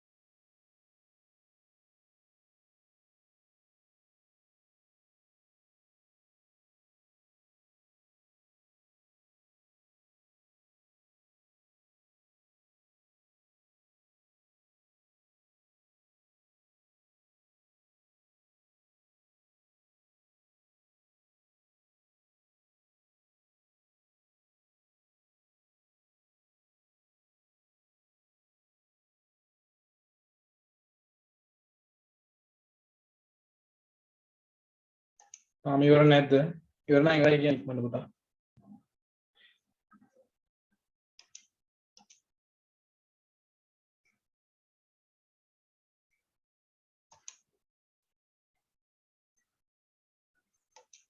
එක්කෙනෙක් ඉවරයි. චුට්ටක් කුට්ට කරන්න.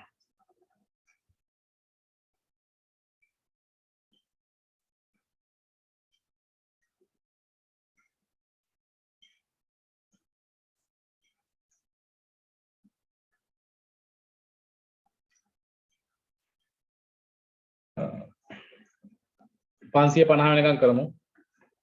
10ක් ඇති. 6 දෙනෙක් ඉවරයි.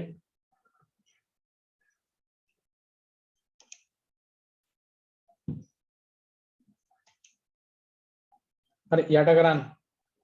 548 කරන්න එහෙනම්. 548 549 දෙකම පේනවා කරන්න.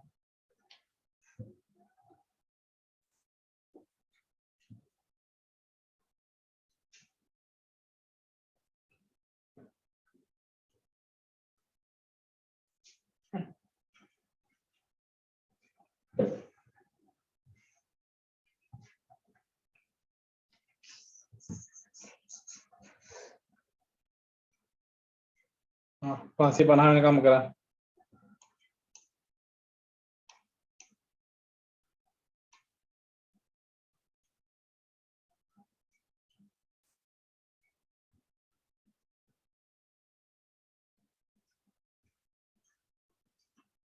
ඔන්න ලොකු ප්‍රශ්නයක් ඈ.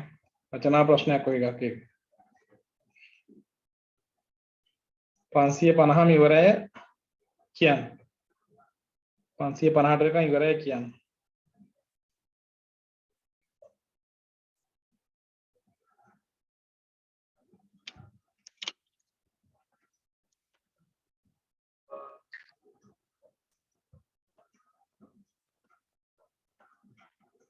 පන්සිය පේන්නේ නැත පොඩ්ඩක් ඉන්න හයිලයිට් එකෙන් ගන්න. සෑහනේ.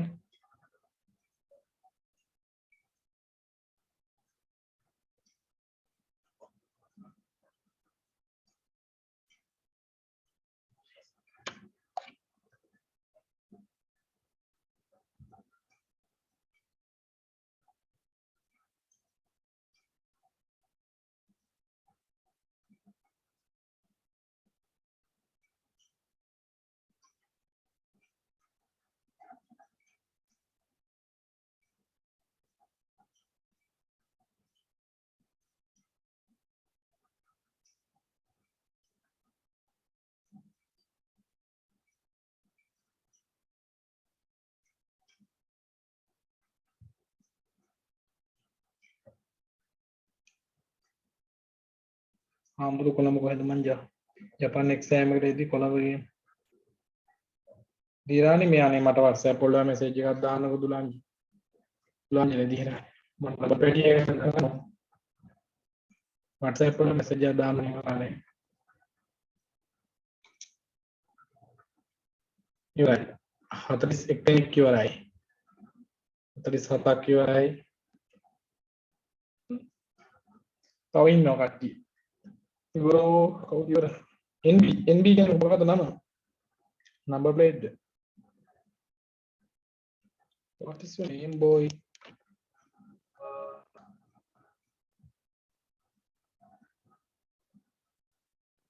ඔයාලට පේපර් එක ගන්න හැටි දාපු වීඩියෝ එක බලලා තියෙනවා 532ක් 536ක්. හොඳයිනේ.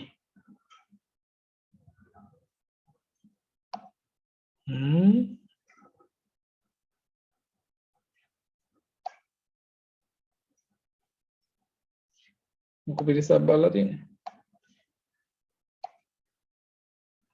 එයා 83ක් එකතු බැලුවොත් කට්ටියෙන් බලාපු එක.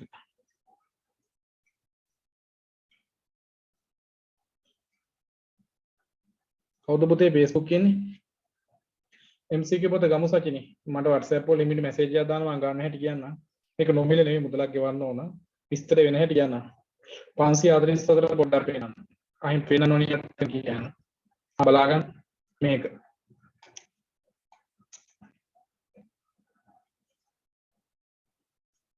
ඉක්මනට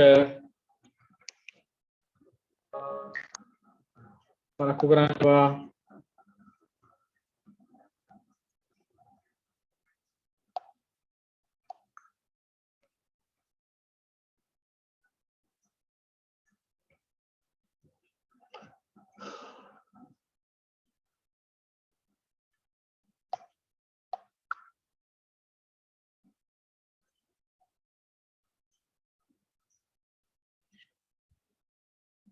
වීඩියෝ එක වැදගත් නේ.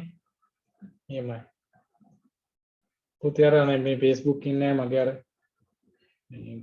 ගෲප් එකට කමෙන්ට් ටිකක් දාන්න සමහර පොස්ට් වල ඒක පහුගිය ටිකෙන් මම ලෙඩලා හිටියේ රිපෝට් බැරිලා ඊට නැත්නම් ගොඩ දාගෙන යනන්දී පිනිපොනි නම් කොයිලා හරි දානවා මම දැම්මමනේ ලොකු දවවා කියලා. ආර YouTube එකේ මොනවා හරි දැම්මම ලයික් එකක් හරි වැටෙනවා නම් මට වටිනවා ඒක. සමහර කාලකන්ණි වයින්නවනේ ඒකට. දැක්කොත් ඉතින් බලන් බයිනක් දන්නේ නැහැ මට. को धम्मपदे गाता දැම්මද වක්සකට ඉක්මනට ඔකොල්ලෝ පන්සල ස්කේල් එක කොල්ලෝ පන්සල ආව ගන්න පුළුවන් අවුලන්නේ සිස් ධර්මාරාමයේ නැත පොල්ගස් වලට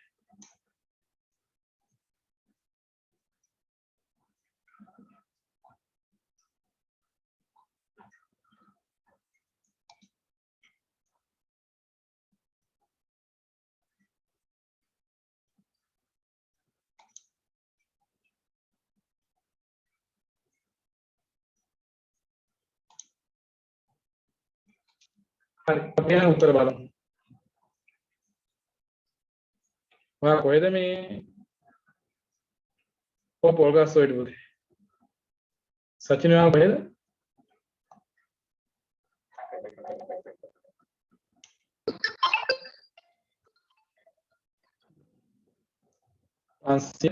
අතලියනේ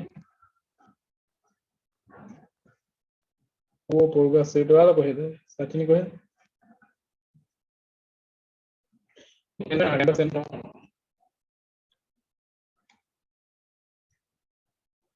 අන්බාරගම ගැස්බෑ බටු අන්දර කිට්ටුව නෑ සජනියා මේ තාත් එක පාට එහෙම පන්නේ මට කෝල් එකක් දිලවන්න ෆොටෝකොපි ගහලා තියන්න ඔය ගහපු ඉවරයි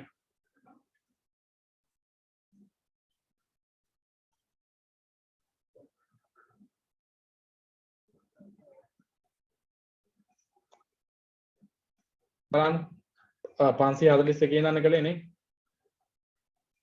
උත්තර ටික බලන්න පුතේ මෙතන 541ට එක මේ දෙසියන සෝරි කොබම්පා ලකන්නේ දෙකේ මම දැක්කනේ දැන් හරි වෙන්නේ 541ට 4 542ට 5 543ට 4 544ට 5 සෙවි බණ්ඩාර ගාපානද 545ට 1 546ට 3 544 2 548ට 4 549ට 3 550ට 2 1 2 3 4 5 6 7 8 10 කීයද කියලා කියන්නේ 10 කීයද කියලා කියන්න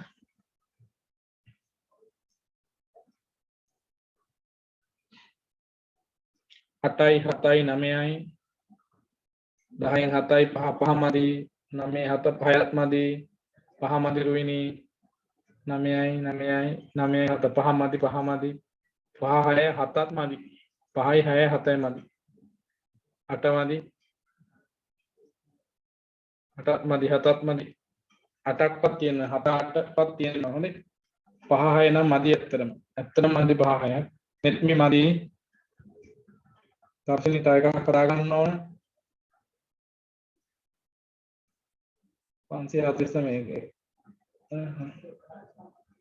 රණා හොඳයි රණා වෙන්න මොකද්ද රණා කියලා තියෙන කෙල්ලෙන්ද කොල්ලෙන්ද අයියෝ කෝසලානිකාරේ අයියෝ මොකද්ද 4 මදි ආය හදා මේ උත්තර ටික ගහගන්න මෙතේ බලලා ප්‍රශ්න ටික පාඩම් කරන්න ඕනේ එන්න උත්තර ටික ගහගන්න ඔය ස්ක්‍රීන්ෂොට් එකක් ගවද කෝසලා හරියද උඹේ තමයි අඩුව දැන්න කමන්නේ ගොඩපළ වරදින්න හොඳ අවසක හරිය අපි දෙමෙකට කෙලවෙන්න ඕනේ දවසක හරියන්නේ කොසල ගැහුවද උත්තර ටික ගහගත්ත ස්ක්‍රීන්ෂොට් එක යටේවත් එක ගහන්නේ නැහැ ඔබ අපටිය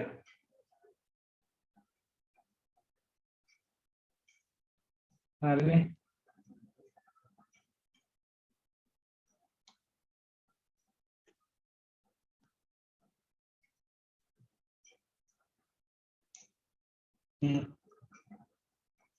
ප්‍රශ්න ටික ස්ක්‍රීන්ෂොට් ගහගන්න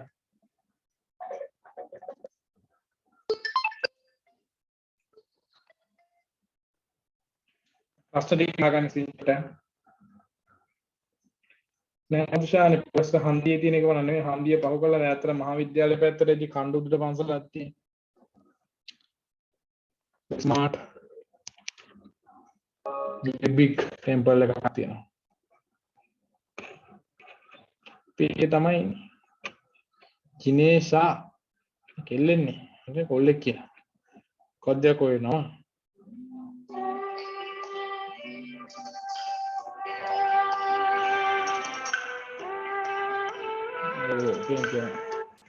hello තෙරුවන් ඔව්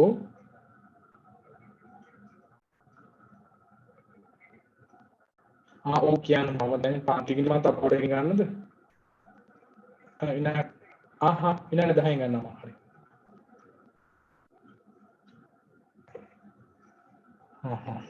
හරියට කේන්ති යනවා නේද කවුද කේන්ති යනද අර කේන්ති නෑ ගියාද මෙඩිය ගහගෙන ඉක්මනට ගහගන්න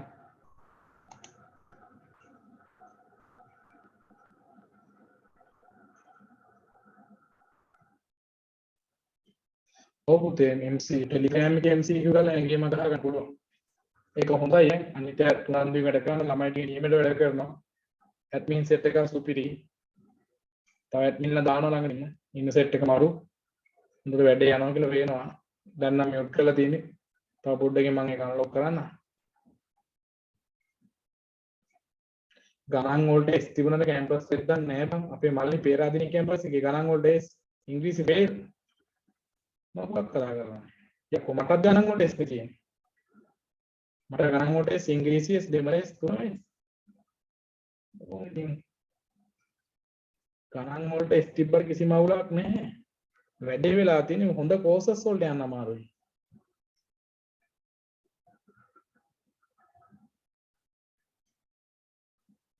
හරිද හරි next ඊළඟ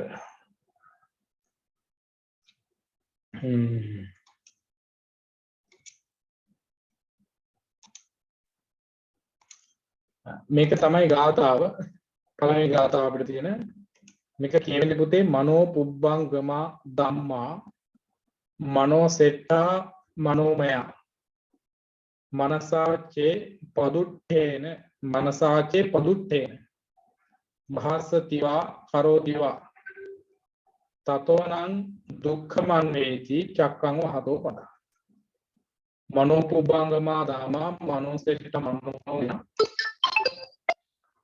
පදුට්ඨේන භාසතිවා කරෝතිවා තතෝනං දුක්ඛ මන් වේති හොඳේ දුක්ඛ මන් වේති චක්කං වහතෝ පදං සරලවම තේරුම කියලා දෙන හැම දෙයකටම මනස ප්‍රධාන වෙනවලු හැම දෙයකටම මනස ප්‍රධාන වෙනවා මනෝමය මනස මූලික වෙනවා කවුරු හරි කෙනෙක් මනසාචේ පදුට්ඨේන අපහැදුණු මනසින් යම් දෙයක් කරනවා නම් මොනවද කරන්නේ බාසතිවා කරෝතිවා මොනවා හරි දෙයක් කියනවා නම් බාසතිවා කරෝතිවා කියලා කරනවා නම් තතෝනං දුක්ඛ මන්නතියෙන් දුක් වෙනවා එයින් දුකට පැමිණෙනවා මොන වගේද චක්ඛං වහතෝ පද ගුණා පසුපසේන කරත්තරෝදය තමන්ට දුක් දෙමින් තමා පසුපස පැමිණෙනාසේ හැදෙද ඒ කියන්නේ පුතේ යම් කිසි කෙනෙක් සිතින් කායින් වචනයෙන් කියන තිදොරින් අකුසලයක් කරනවා නම්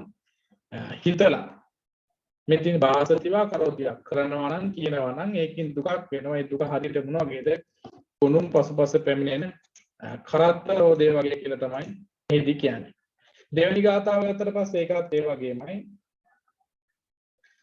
මනෝ පුබ්බංගමා ධම්මා මනෝ සෙට්ඨා මනෝමය මනසාචේ පසන්නේන භාසතිවා කරෝතිවා තතෝනං අරකේ දුක්ඛමන්නේතිනේ මේකේ සුඛමන්නේති ඡායාව අනපායිනි යම් කිසි කෙනෙක් තමන්ගේ සිතින් කයෙන් වචනෙන් පැහැදුනා වූ සිතින් හොදක් කරනවා නම් වාසතිවා කරෝතිවා කියනවා නම් කරනවා නම් හොඳ දෙයක් කියනවා නම් කරනවා නම් තතෝනං සුඛමන්නේති ඒකෙන් ලැබෙන්නේ සැපයක් මොන වගේද ඡායාව අනපායිනි තමා පසුපස්සේ සෙවණැල්ල එනවා වගේ කියලා තමයි මෙහිදී අර්ථකථනය කරන්නේ.